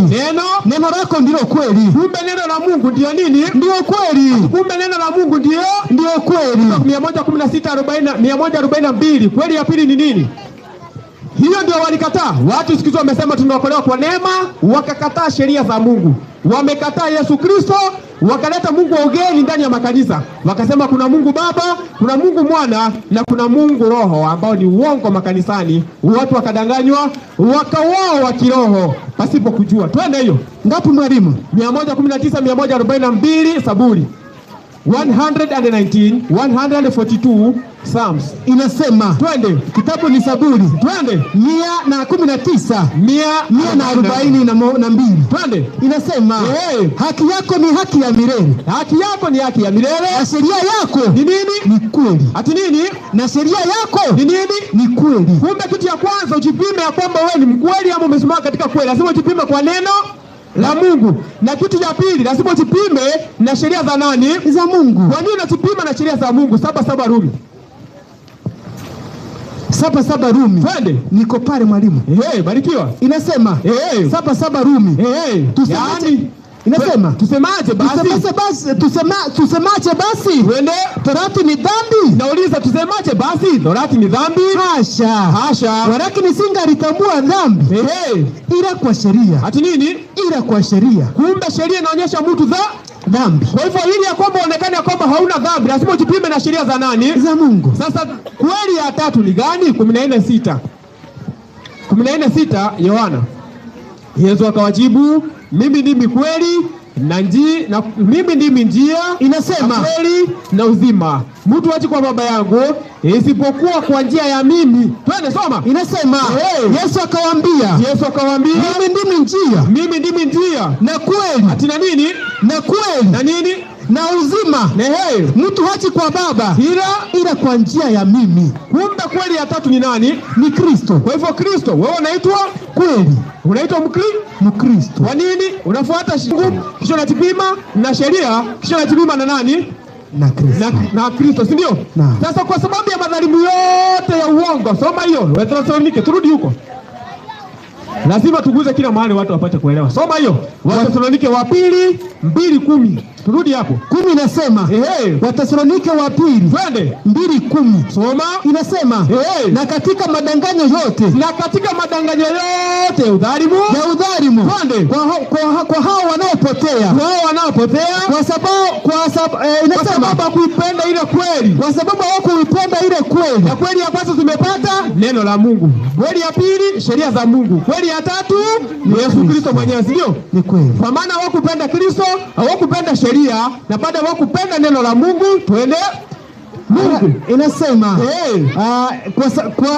inasema hivi, ndio, na katika madanganyo yote ya udhalimu, ndio, kwa kuwa hawakupenda ile kweli, kwa sababu hawakupenda ile kweli ili wapate kuokolewa. Twende. Kwa hiyo Mungu awaletea nguvu ya upotefu, waamini uongo, twende, ili wahukumiwe wote ambao hawakuamini kweli, twende, bali walikuwa wakijifurahisha katika udhalimu. Sawa, wanajivinjari, wakadansi, wakatingisha kiuno, wakatingiza viuno, baadaye wakaenda. Sasa kama kanisani ni kutingiza viuno na msomangi neno la kweli la Mungu, mtapataje kuokolewa? Na mtajuaje kweli ili yakuwa msimame katika kweli? Ni siku gani mtakuja kusoma haya ili yakuwa mpate kuokolewa? Kwa sababu tunaenda kumaliza. Na kwa sababu tunaenda kumaliza, mtu yeyote ambaye ako na swali, ujenge swali lako vizuri, alafu ukuja uulize. Mtu yeyote ambaye angependa kuuliza swali, akalipia hapo kwa msomaji. Na Maria. Tumepata kwamba hii ni ufalme wa Baba Mtakatifu, si ndio? Na huyo mnyama alikuwa mfano wa chui, si ndio? Sasa huyu mnyama anasimamia nini gani? Lakini baadaye kuna kitu ambacho mwalimu wangu nataka tuone hapa, sawa? Nisomee Ufunuo 13 mstari wa 2, alafu nisomee 11. Inasema Ufunuo 13 mstari wa 2. Soma. Inasema wa pili inasema kuna wanyama wawili ambao wanakuja kusababisha dunia ipate kuangamia. Yesu akasema, kama vile ilivyokuwa nyakati za Nuhu, walikuwa wakila, wakinywa, wakioa na kuolewa, ndivyo itakapokuwa siku ya kuja kwake Mwana wa Adamu. Ni kitu ya kwanza, Nuhu akapewa ujumbe apate kuhubiria watu, mvua itanyesha, tutengenezeni safina. Watu wakakaa kwa miaka 1000, kwa miaka 120. Watu wakakataa ujumbe ambao alikuwa nao, na ujumbe huo ulikuwa umetengeneza safina ya ghorofa ngapi? 3. Ghorofa 3. Ina maana ni ujumbe 3 walikuwa wamepewa, lakini wakazikatalia mbali. Baadaye wakati wa Nuhu, Lutu pia naye Yesu anasema walikuwa wakilwa na kunywa, wakiuza, wakinunua. Na ndivyo Yesu atakapokuja. Nani ya kweli ya Mungu wanakimbilia uongo wa dunia, uongo wa makanisa, kwa maana makanisa yamekuja mengi. Wewe si wewe mwenyewe ujiulize, je, sisi zote ni Wakristo? Tunaitwa Wakristo, tunasoma Biblia moja, lakini kwa nini hatuna imani moja? Hii ni kanisa, hiyo ni kanisa, hiyo ni kanisa, ni kanisa ingine. Kwa nini hawaelewani? Kwa nini hawaelewani? Unafaa ujiulize kitu kama hiyo. Ni kwa sababu ya madanganyo yote ya udhalimu, watu wakiwa wanajifurahisha, hawakuipenda ile kweli ile wapata kuokolewa. Soma hiyo. Inasema na yule mnyama niliyemuona alikuwa mfano wa chui. Kwa hivyo kuna mnyama wa kwanza anaonekana, twende, na miguu yake ilikuwa kama miguu ya dubu. Kwa hivyo kuna mnyama wa kwanza anaonekana, si ndio? Kabisa. Sasa nipe 11 hapo chini. 11 nasema. Inasema kisha nikaona mnyama mwingine wa pili akipanda juu kutoka katika nchi. Kumbe kuna kuanga na mnyama wa kwanza na kuna mnyama wa pili. Twende. Katika nchi. Naye alikuwa na pembe mbili. Mfano wa mwana kondoo. Sasa rudi mstari wa 3 hapo juu. 3 inasema nikaona kimoja cha vichwa vyake kana kwamba kimetiwa jeraha la mauti. Kumbe mnyama huyo alikuwa na vichwa ngapi? 7, ndio? Sasa lakini akaona kana kwamba kimoja cha kichwa chake kimefanyaje? Kimetiwa jeraha la mauti, na baadaye jeraha hilo likafanyaje? Na pigo lake la mauti likapona. Dunia yote ikamstaajabia mnyama yule. Watu wakasujudia mnyama huyo, wakasujudu yule choka. Kwa nini? Kwa sababu alimpa huyo mnyama uwezo wake. Na nini? Nao wakamsujudu yule mnyama, wakisema, ni nani afananaye na mnyama huyu? Kumbe kuna mnyama wa kwanza akisujudiwa amepewa uwezo na nani? Na joka, sio? Sasa joka ni nani? 12:9 hapo Ufunuo. 12:9 ndio inasema yule choka akatubwa, yule mkubwa, nyoka wa zamani aitwaye Ibilisi na Shetani. Kumbe choka ni nani? Ni Ibilisi na Shetani. Kumbe Shetani amepewa uwezo, mfalme fulani ambaye anasimamia kanisa, uwezo wake ili kwamba akiabudiwa yeye naabudu nani? Shetani. Naabudu nani? Shetani. Yule joka akampa mnyama uwezo mwingi na kiti chake cha nini? Cha enzi. Sasa ili kwamba huyu mnyama na yeye afanikiwe, lazima kuna mnyama wa pili anakuja amsaidie. 12 hapo. 12 inasema. 13:12 inasema. Nasema aje? Naye atumia uwezo wote. Hati mnyama wa pili anatumia uwezo wote wa mnyama yule wa kwanza mbele yake. Anatumia mnyama wa kwanza uwezo wa mnyama yule wa kwanza mbele yake. Na mnyama wa kwanza anatumia uwezo wa choka Shetani. Kwa hivyo joka akampea nguvu huyu, ndio? Ni kweli. Na huyu kwa hivyo anapea huyu uwezo akamfanya twende, naye alifanya dunia ndani yake wamsujudu mnyama wa kwanza. Kwa hivyo wamsujudu mnyama wa kwanza ambaye jeraha lake la mauti lilipona. Kwa hivyo kuna combination ya ibada hapa. Kuna vita dhidi ya ibada. Mungu akihitaji ibada, Shetani yeye anataka ibada. Mungu anamwabudu kupitia mwanae Yesu Kristo, na Shetani ameweka kuna mnyama unaabudu yeye ili kwamba abudiwe. Kwa hivyo kuna vita, kuna nini ngapi? Kuna serikali mbili zinadai nini? Ibada.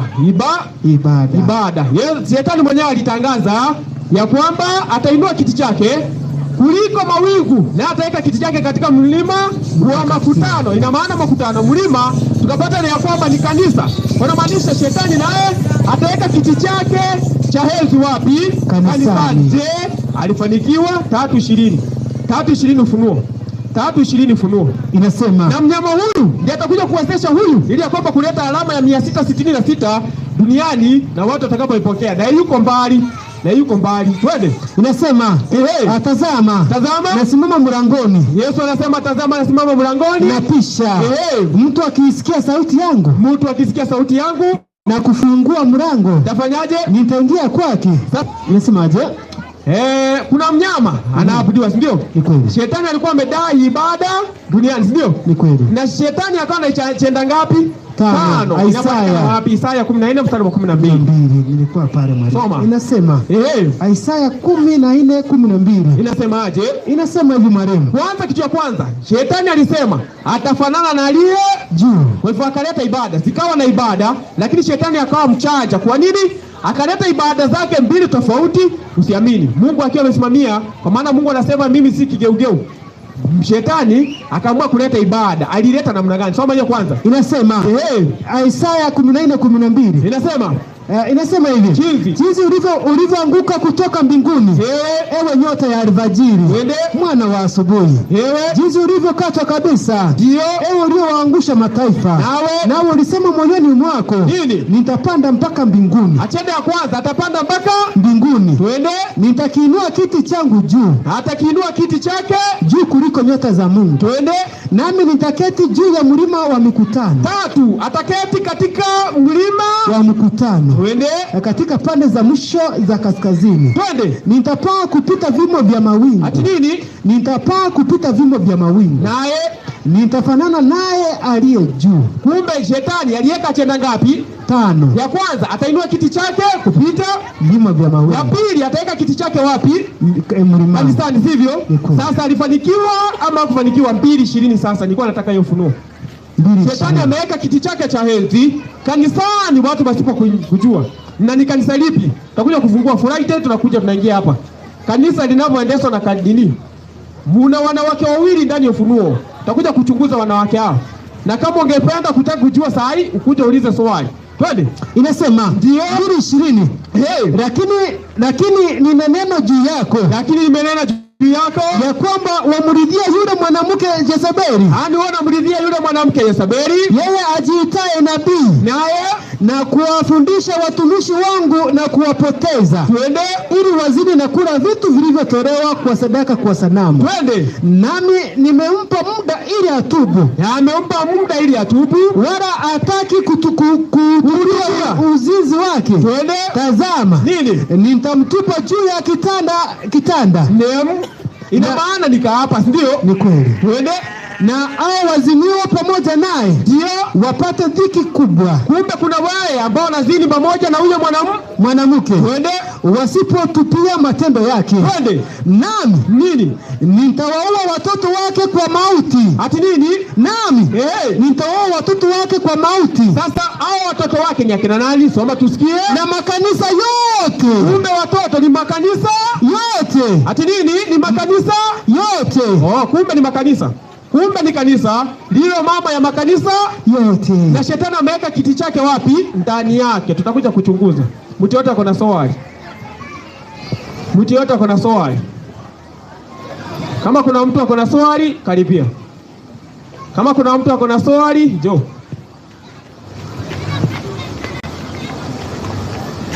Mtu yote akona swali. Haya, tunaendelea. Mtu yote akona swali, njoo. Kama hakuna swali, mwalimu wangu, na mwalimu, nipe 17 mstari wa 3. Ufunuo. Tujenge hoja tunapokuja kuunganisha mahali hapa.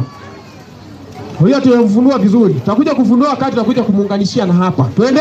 Inasema, akanichukua katika roho hata jangwani. Fatima akachukuliwa katika roho hata jangwani. Nikaona mwanamke. Nini? Nikaona mwanamke. Ameketi juu ya mnyama mwekundu sana. Huyo mwanamke alikuwa amepepwa katika mnyama mwekundu sana, mwenye kujaa majina ya makufuru. Tena huyo mnyama alikuwa amejaa majina ya makufuru. Twende. Mwenye vichwa 7. Alikuwa na vichwa 7 na pembe 10. Ati na pembe ngapi? 10. Twende. Na mwanamke yule alikuwa amefikwa nguo ya rangi ya zambarau. Cha kwanza alikuwa amefikwa nguo ya rangi ya zambarau. Na nini? Na nyekundu. Nasema hivi. Twende. Amepambwa kwa dhahabu. Huyo mwanamke alikuwa amepambwa kwa dhahabu. Ina maana ni tajiri. Twende. Na kito cha dhamani. Twende. Na lulu. Naye alikuwa na kikombe cha dhahabu mkononi mwake. Kilichochawa na machukizo. Ya nini? Na machafu ya uasherati wake. Twende. Na katika kipaji cha uso wake. Alikuwa na jina limeandikwa rasili. Nini? Babeli mkuu. Mama wa makahaba. Na machukizo ya nchi. Kumbe kuna mwanamke ambaye amekalia mnyama mwekundu sana, na jina lake rasili ni mama ya makahaba, machukizo na machafu ya uasherati wake. Na uchafu wa uasherati wake. Ina maana kuna mnyama huyu, si ndio? Ni kweli. Sasa nataka unipe Ufunuo 14 mstari wa 8 tunapomalizia hapo. inasema 14 8. Kama unajua ya kwamba kuna mchungaji wako ambao uko naye, naenda kumuuliza swali hili ambao unajenga hapo, kisha nikuulize wewe, ndio muulize. Akikujibu ujue kwamba ni mkweli, ama kama hizi kujibu mchunguze sana. Soma. Inasema kisha mwingine malaika wa pili akafuata akisema, nini? Umeanguka Babeli. Ati nini? Umeanguka Babeli. Ina maana kuna Babeli imefanyaje? Imeanguka. Twende. Mji ule uliokuwa mkubwa. Kumbe tena ni mji uliokuwa mkubwa. Ndio ulionywesha mataifa yote mvinyo ya ghadhabu ya washirati wake. Kumbe kuna malaika wa pili anatangaza kwamba Babeli imefanyaje? Umeanguka. Na ni mji mkubwa. Nenda leo kauliza mchungaji wako, hiyo Babeli imeanguka ni Babeli hipi hiyo? Hapo ndio utakuja kushikia na kuanza. Lakini malizia mstari wa 9 mpaka 13. Kisha inasema, kisha na mwingine malaika wa tatu akafuata akisema, ndio kwa sauti kuu, nini? Mtu yote akimsujudu huyo mnyama na sanamu yake na kuipokea chapa katika kipaji cha uso wake inasema katika kipaji cha uso wake au kunywa katika mkono wake wa kuume. Twende. Wacha nirudie marehemu, nasema na mwingine malaika wa tatu akafuata akisema. Kumbe kuna malaika wa kwanza, kuna malaika wa pili na kuna malaika wa tatu analetea honyo watu wa Mungu duniani wakisema kwa sauti kuu, mtu yote akimsujudu huyo mnyama na nini? Na sanamu yake na kuipokea chapa katika kipaji cha uso wake. Twende. Kipaji cha uso wake katika mkono wake. Twende.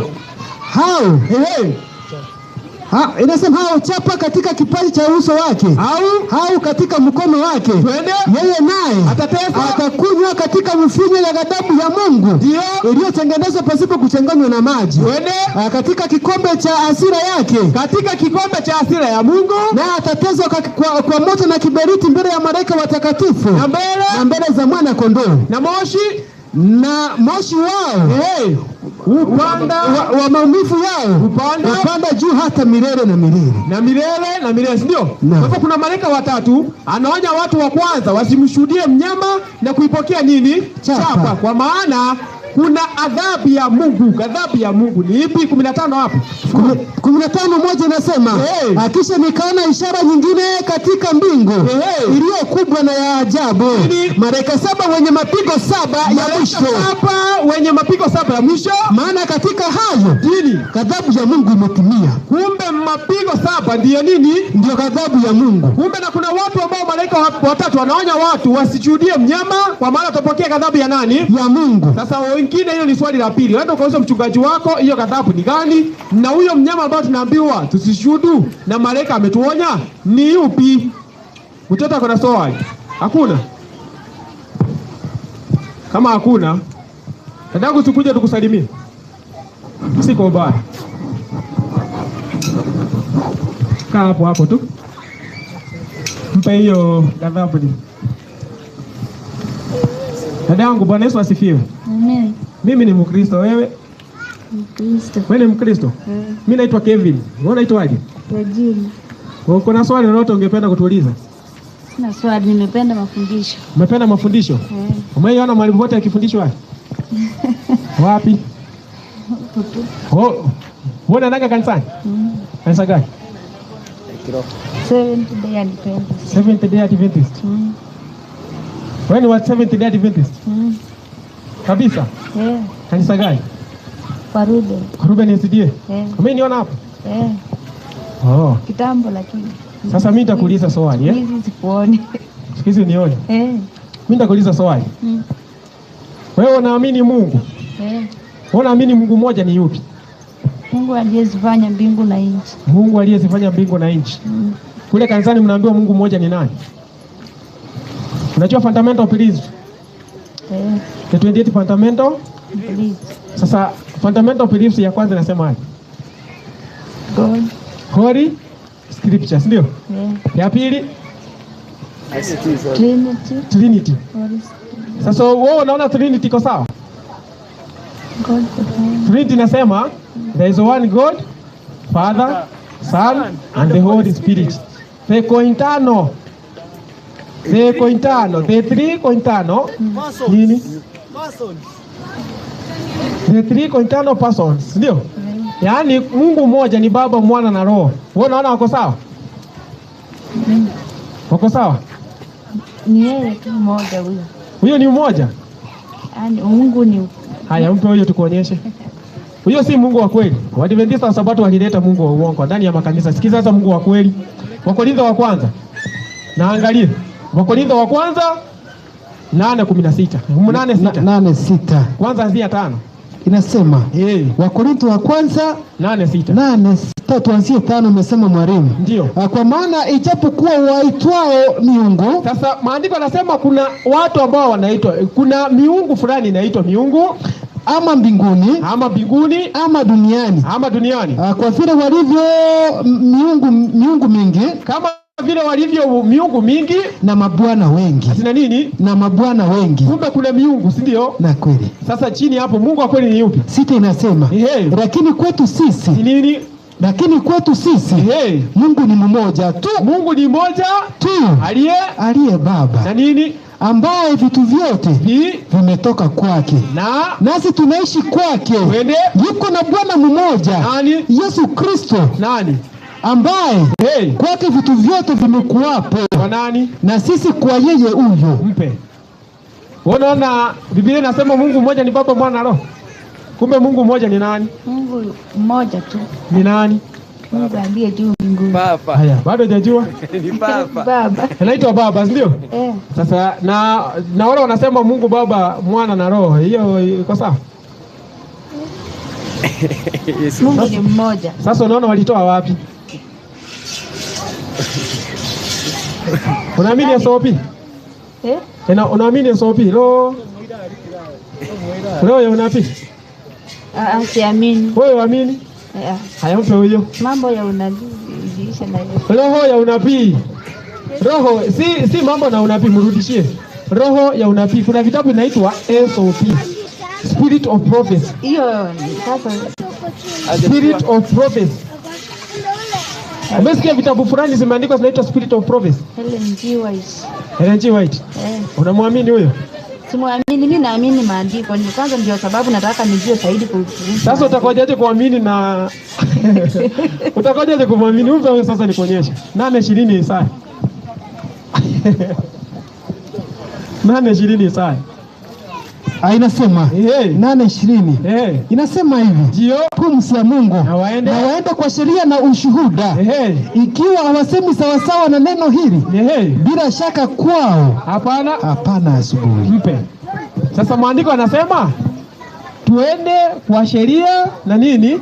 Na ushuhuda. Ushuhuda ni nini? Ushuhuda wa Yesu. Ushuhuda wa Yesu ni gani?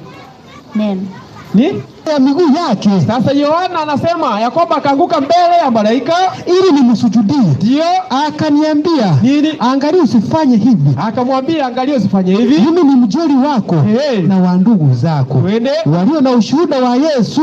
Msujudie Mungu. Kwa maana ushuhuda wa Yesu ndio roho ya unabii. Mrudishie.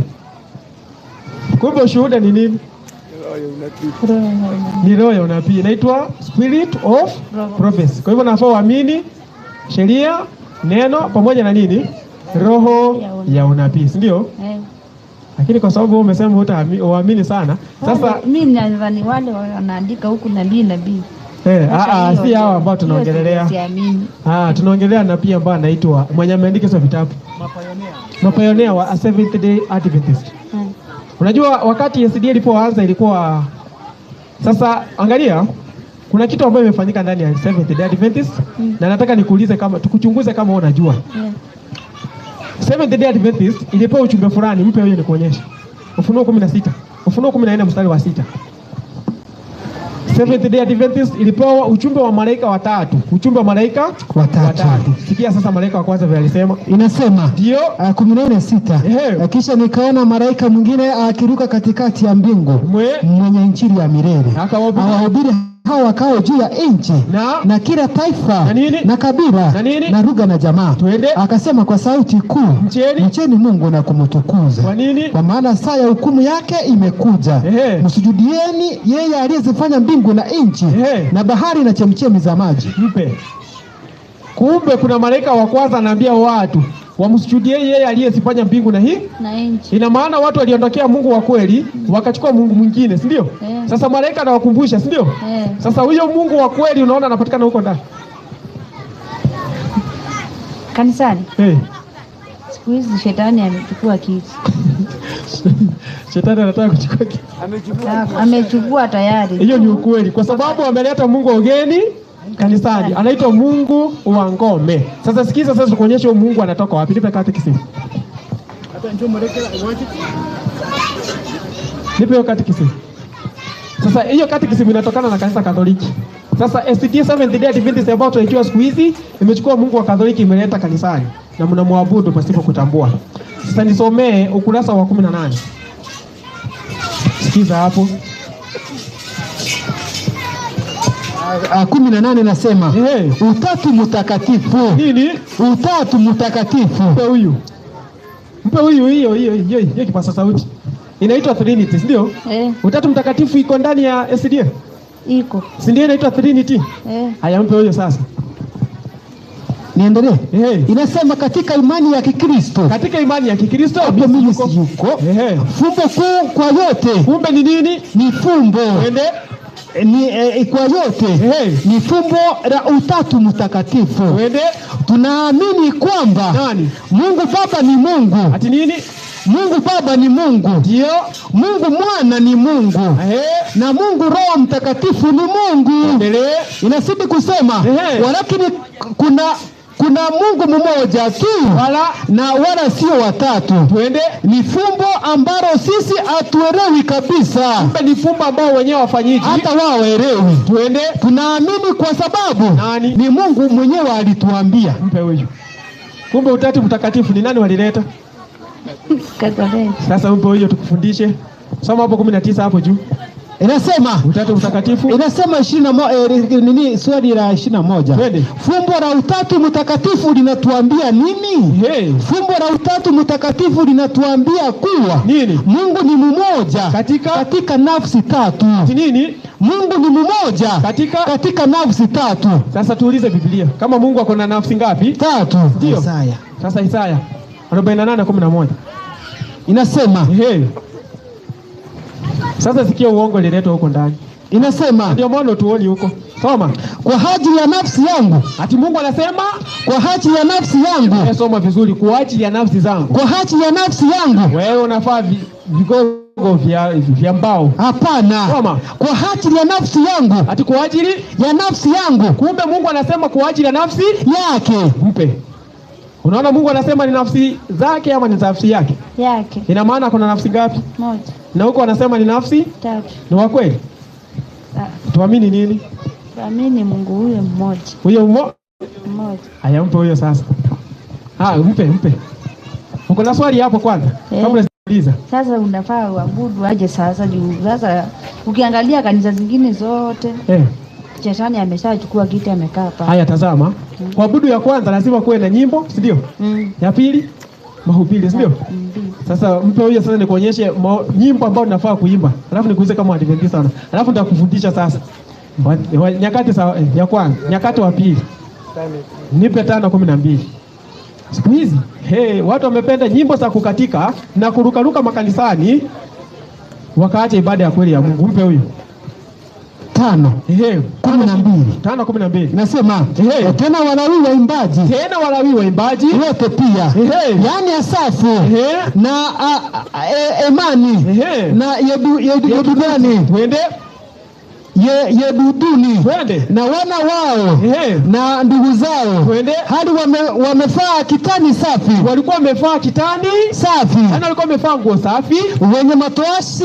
Nena walikuwa na matoashi na vinanda. Walikuwa na vinanda na vinubi. Wamesimama upande wa mashariki. Wamesimama wapi? Upande wa mashariki.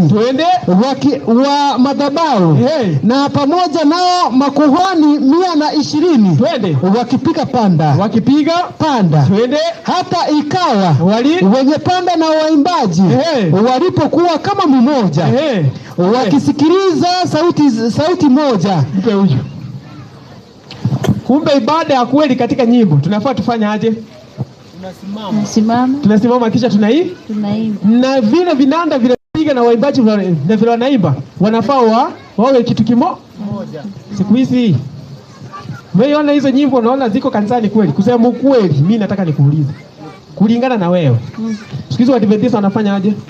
Wanacheza. Nikuulize, kama siku leo ingekuwa ni choir day, watu waanze kuimba wakimaji, si watu wanaamkanga wakimaji? Naenda siku moja umaji, kwaenda ulize mtu mmoja, umuulize hiyo wimbo ilikuwa na ujumbe gani, atakwambia. Atakuwa amepoteza maarifa kuhusu yenye kinamsumbua. Ndio, kwa hivyo alifuata nini? Rhythm. Anafuata rhythm chinze napoenda. Na makanisani sasa Waadventista pamoja na makanisa zingine za Sunday kurukaruka wako kitu moja. Sasa na how can we avoid that? Sasa how can we avoid? Sasa ni wewe mwenyewe. Sasa uchukue nini ya kufanya hivi. Unafaa ujione 2 anza moja tu.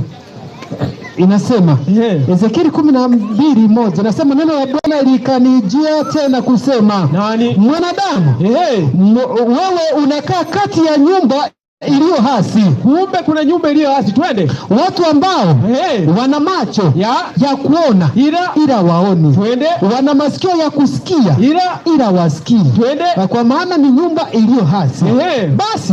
Basi nini? Mwanadamu, funga tayari vyombo. Sasa Mungu anakuambia ufunge virago vyombo kwa uhamisho. Kwa nini? Kwa uhamisho. Twende. Ukahame wakati wa mchana mbele ya macho yao. Tena wanasema uhame mbele ya macho yao. Nawe utahama utoka mahali pako hapa mpaka mahali pengine pale. Mpe huyo. Kumbe Mungu anasema ufanyaje? Mfunge kutoka mahali kwingine mpaka uko tayari tukuonyeshe mahali utahamia. Uko tayari kuhama? Kama kile yenye naania ni kufika kuona ufalme wa mbinguni. Asante. Sasa mpe. Sasa wacha tukuelezea mahali utahamia. Si ndio? Naam. Sasa kitu ya kwanza, na kama unataka kuhama, sisi tunashiriki siku ya Sabato. Sisi ni Waadventista wa Sabato. Sasa tunachiita wana matengenezo. Tunatengeneza mahali palipo pomoka. Sasa ukitaka kujifundisha zaidi, unaona siku ya Sabato, na kama unaendanga huko, unajua Ruben Ruben Secondary mwaliko hapo ndani maomboleo.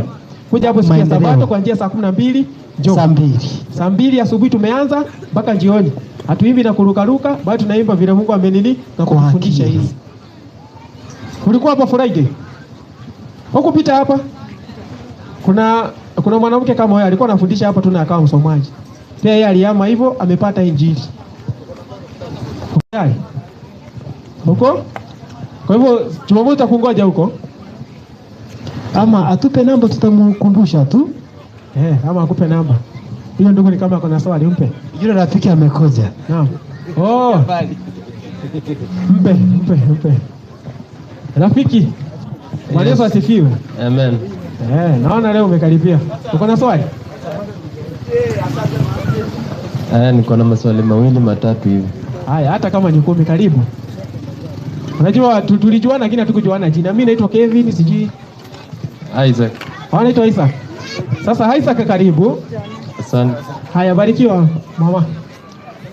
Sasa uliza swali lako Isaac. Swali la kwanza. Uliza swali la kwanza. Katika Biblia kuna eras ambazo zimepita. Eras ambazo Wakristo wamekuwa wakifuata. Naam. Ningependa kujua kwa sasa tuko kwa era gani? Na kama Wakristo inafaa tufanye nini ili kurithi ufalme uzima wa milele? Sasa mpe kuonyesha ile ya kwanza. Ngoja niulize maswali yangu yote. Uliza yote. Asante. Sawa. Naona ukiuliza moja. Sasa mpe huyo. Sasa umesema kwamba kuna hela ambazo zimefanyika ndani na ni ukweli, ndio? Nipe kitabu inaitwa Matendo ya Mitume. Niko sawa hapo.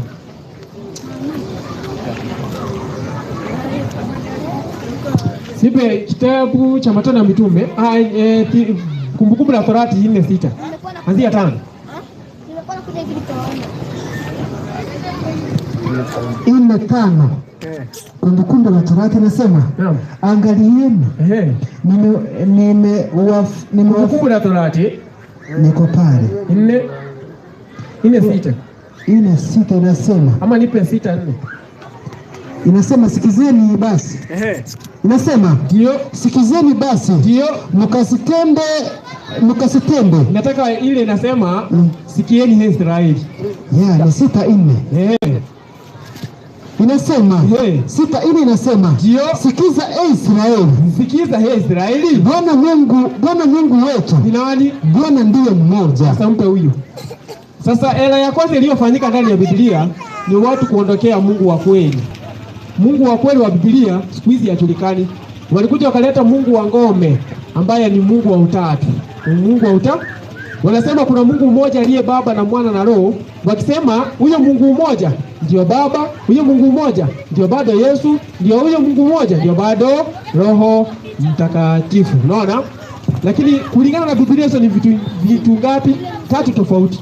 Kuna Baba, kuna Mwana na kuna Roho wa Mwana na Mungu. Sasa sikiza, ndio sasa upate uzima wa milele. Mpe huyo nikuonyesha. 17:3 inasema, ndio 17:3 Yohana. Inasema hivyo. Ndio. Niko pale mwalimu, nasema na inasema na uzima wa milele ndio huu. Na uzima wa milele ndio ni Yesu anasema, anzia moja hapo. Moja nasema ndio.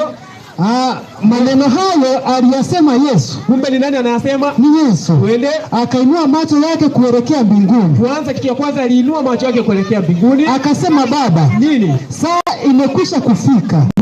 Mtukuze mwanao ili mwana wako naye akutukuze wewe. Kama vile ulivyompa mamlaka, kama vile ulivyompa huyo mamlaka huyo mwana juu ya wote wenye mwili, ili kwamba wote uliompa awape uzima wa milele. Twende. Na uzima wa milele ndio huu. Sasa Yesu anatangaza uzima wa milele ndio huu, wakujue wewe Mungu wa pekee wa kweli. Kumbe Yesu anasema kwamba wajue Mungu wa pekee wa kweli na nani? Na Yesu Kristo aliyemtuma. Mpe huyo. Kumbe uzima wa milele ni kujua Mungu wa kweli. Ni Mungu.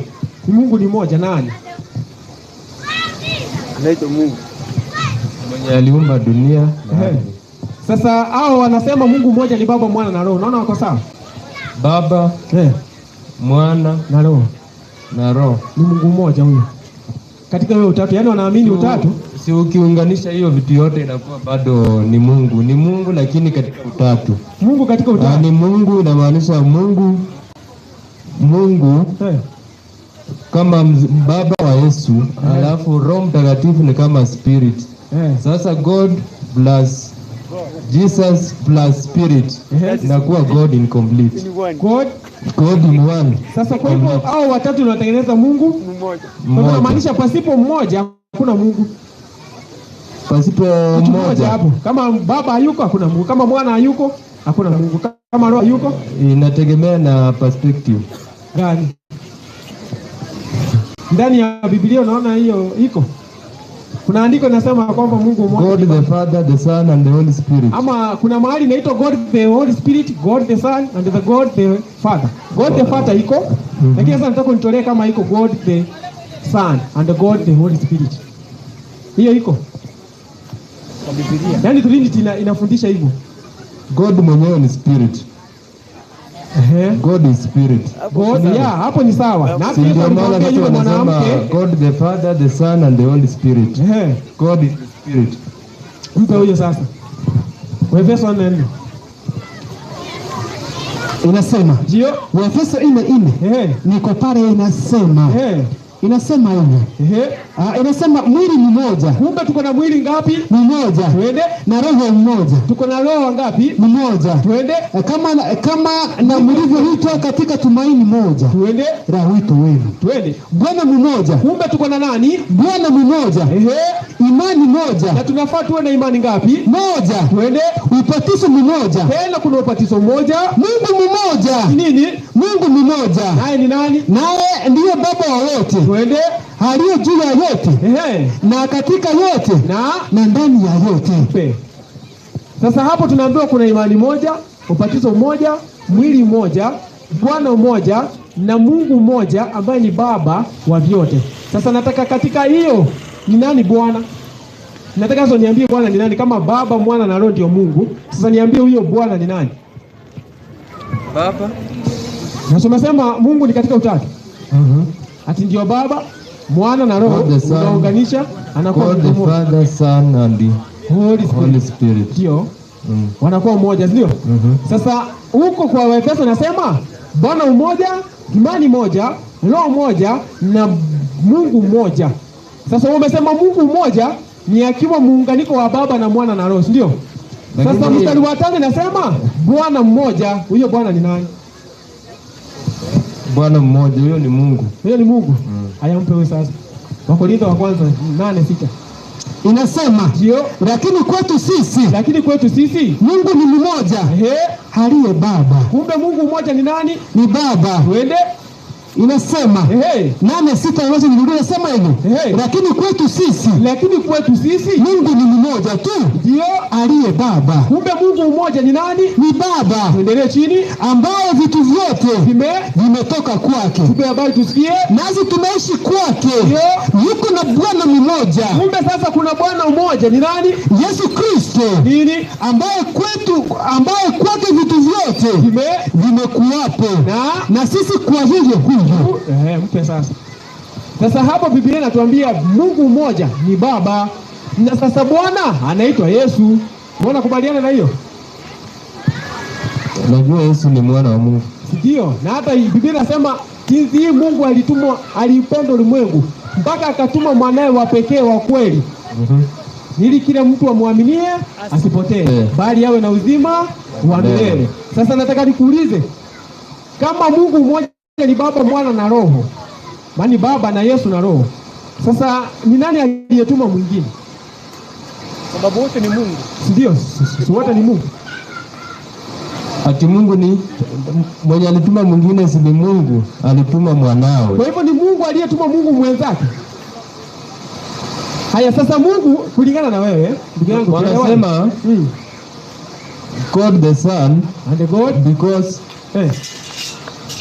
flesh ndio. Warumi 9:8. Ndio.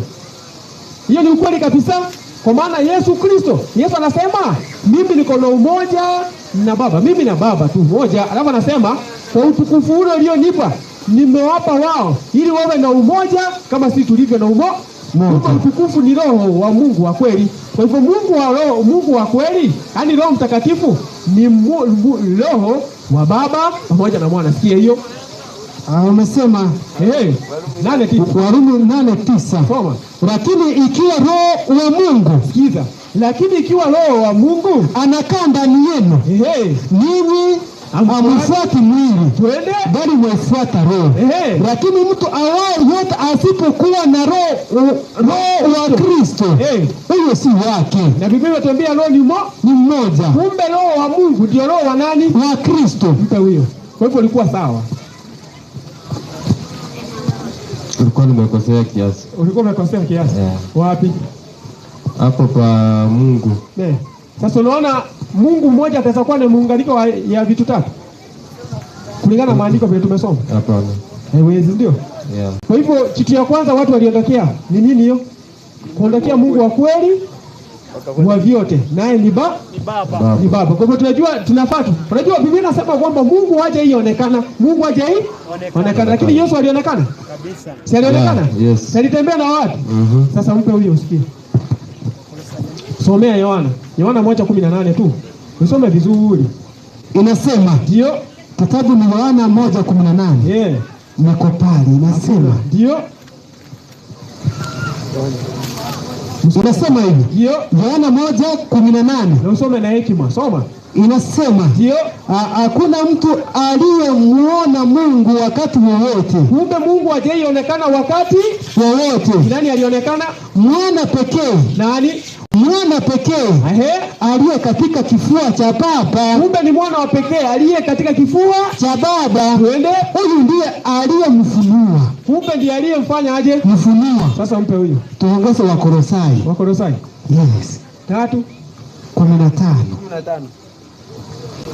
Inasema ndio. Wakolosai. Naye ni mfano. Inasema hivi. Wa Mungu asiyeonekana. Soma. Wakolosai 3:15 Inasema aje? inasema Ndio. na Haba, soma hiyo tusoma. Tutajua vile tutaenda. Inasema Ndio. na amani ya Kristo ya moyoni mwenu. Uko wapi hapo? Wakolosai 3. Soma Waebrania bwana.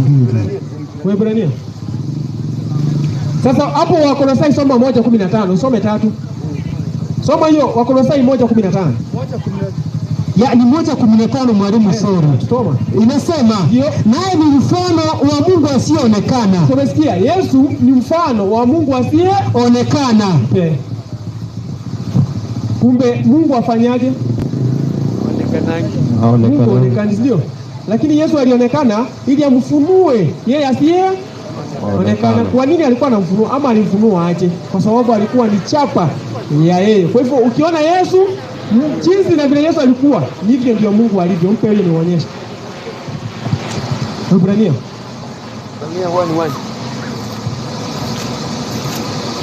1:1 mwalimu. Inasema mwisho. Mungu ambaye alisema zamani na baba zetu katika manabii. Mwisho kwa sehemu nyingi na kwa njia nyingi. Twende. Mwisho wa siku hizi amenena, amesema nasi katika mwana. Twende. Aliyemweka kuwa mrithi wa yote. Twende. Tena kwa yeye aliufanya ulimwengu. Twende 3 hapo. Yeye kwa kuwa ni mng'ao wa utukufu wake na chapa ya nini? Ya nafsi yake. Tumpe sasa. Umeona? Kwa hivyo Yesu alikuja kufunua nani? Baba. Kwa hivyo inamaanisha hao ni watu wangapi tofauti? Watu wawili tofauti. Si mtu mmoja.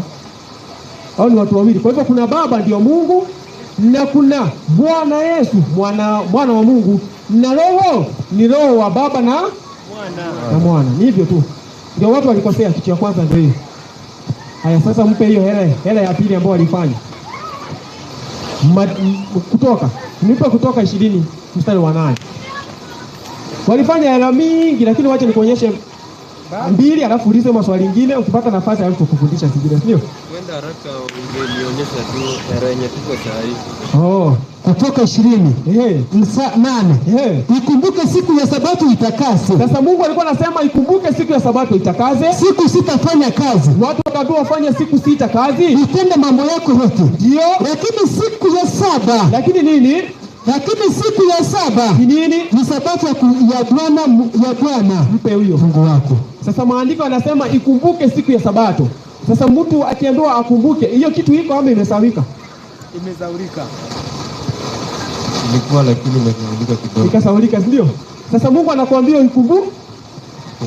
Sasa wewe unajua hiyo siku ya Sabato ni nini? Ambao watu wanaambiwa waikumbuke. Siku ya Sabato. Ni our time today. Ni? Our time today. Our time? Day. Our time today. Hiyo maana yake ni nini? Kwa Kiswahili. Ni saa yetu ya leo. Saa hii. Ya leo. Hai. Si Mungu anasema siku ya 7 ni Sabato. Sasa tunaambiwa tukumbuke. Sasa ndio maana nakuuliza wewe, watu wakiambiwa wakumbuke ina maana hawaikumbuki, wamesahau. Sasa Mungu anawaambia kumbukeni, ndio? Sasa nikakuuliza kama wewe unaijua ni gani hiyo? Jumamosi. Sasa siku hizi kuna watu wanaenda Friday, kuna watu wengine wanaenda Jumamosi na kuna watu wengine wanaenda Jumapili. Unaona kati ya hizo tatu. Unaona watu washakuja. Kwa hivyo kuna watu ambao wanaambiwa waikumbuke. Sasa siku hizi kuna siku nyingine ambayo inaabudiwa siku ya Jumamosi. Juma hiyo.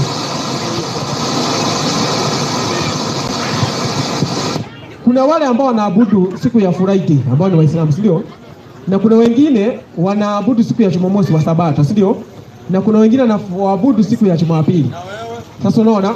Kuna watu wengine sasa wanaambiwa ikumbuke. Sasa unaona ni akina nani wanaambiwa wakumbuke? Kuja ujibiwe. Wale watu wote waliofanya. Wacha tufanye hizo mbili. Kwa sababu wewe unaijua, sijui kama unaishikanga. Sijakupata maana ya era umemaanisha nini? So umeuliza ni hera gani zilizofanyika ndani ya Biblia na watu wakaondokea. Nikakuonyesha kwamba hera ya kwanza wameondokea Mungu wa kweli. Hera ya pili wameondokea sabato ya Mungu ya kweli, wakaenda kuabudu siku nyingine ambao Mungu hakusema. Na kuna hera zingine mingi. Hiyo ni kama commandment ama covenant. Hapana, ni hera. Sasa covenant ni nini? Ni makubaliano kati ya mtu na mwingine, si ndio? Sasa makubaliano ya Mungu, si makubaliano ya Mungu ni amri 10 za Mungu. Ama agano ni nini? Wakati ule. Sasa mpe huyo sasa. Haya, sasa nisomee 13. 4:13. Kumbukumbu la Torati. Inasema akahubiri agano lake aliloamuru kulitenda. Wewe fika tu. Hata saa hii amri za Mungu asijaisha, sikia. 4:13 inasema akawahubiri agano lake. Sasa Biblia inasema akawahubiri agano lake aliloamuru kulitenda. Sasa agano ambayo Mungu aliamuru litendwe, yaani nini? Zile amri 10. Yaani ni amri ngapi? 10. Kumbe agano la kale lilikuwa ni amri ngapi? 10. Na zilikuwa wapi? Akaziandika katika juu ya mbao 2 za mawe. Kumbe agano la kale amri za Mungu zilikuwa wapi? Kwa mawe. Sasa nipe 8:8 kitabu cha Waebrania. Sasa sikiza 8:8 Waebrania. Kama hizo amri zilikuwa, unajua yule Mungu ambaye alikuwa Waisraeli ndio bado Mungu tunaabudu ama ni Mungu mwingine tofauti? Ni yeye tu. Si ni yeye yule? Yeah. Sasa sikiza huyo. Inasema na kama saa hii watu wakisema tumeokolewa kwa neema, wakati Wayahudi watakapoamka na wana wa Israeli watakapoamka tukienda mbinguni, si unaona Waisraeli wataekea Mungu makosa? Kwa nini hao ukawapea rahisi, sisi ukatupea ugumu, sivyo? Sasa sikiza hiyo 8:9 mwalimu. 8:9 mwalimu wa Waebrania soma. Anasema alitakuwa kama agano lile.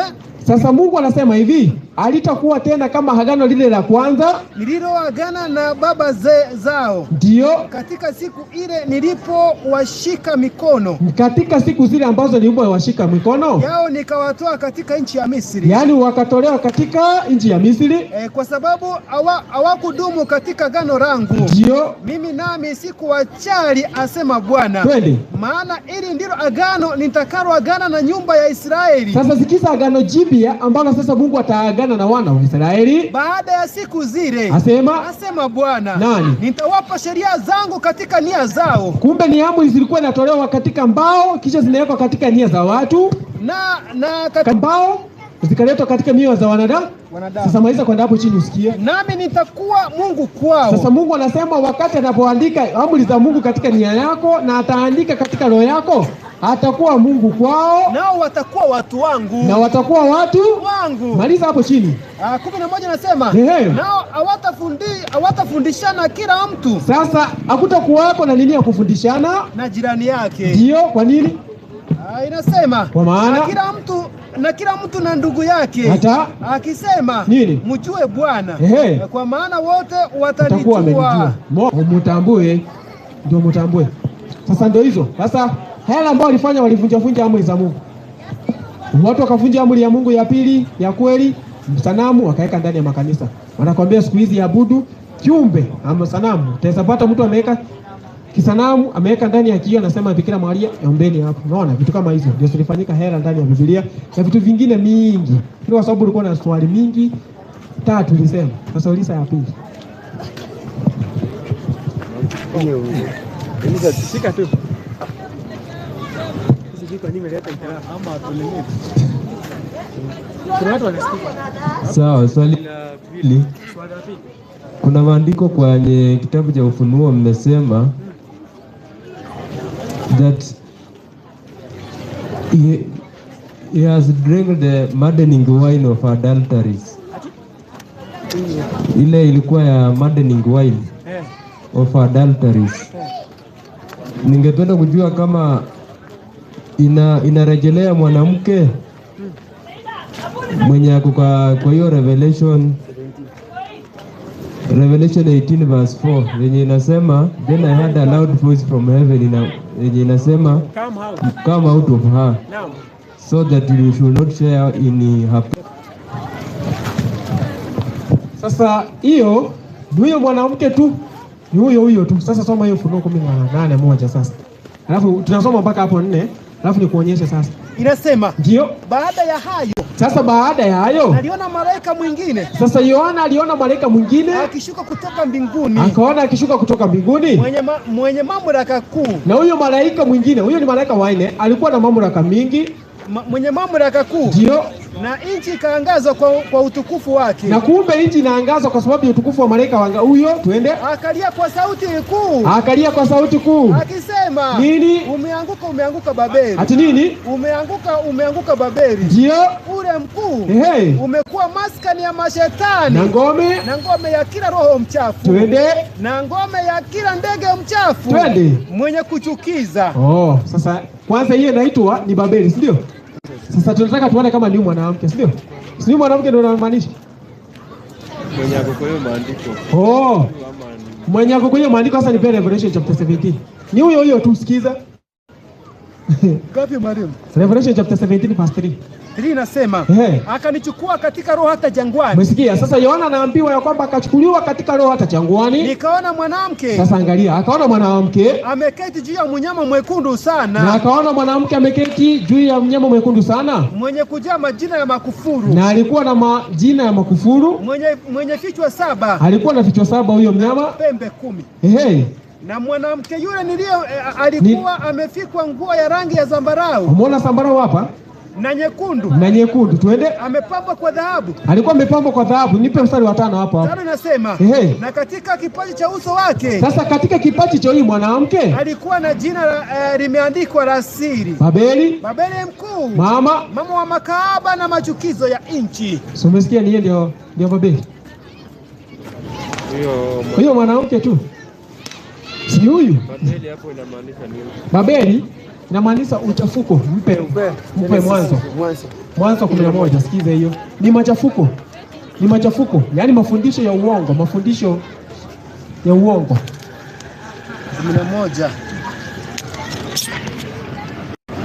Hiki kitu ndio tuimalizia.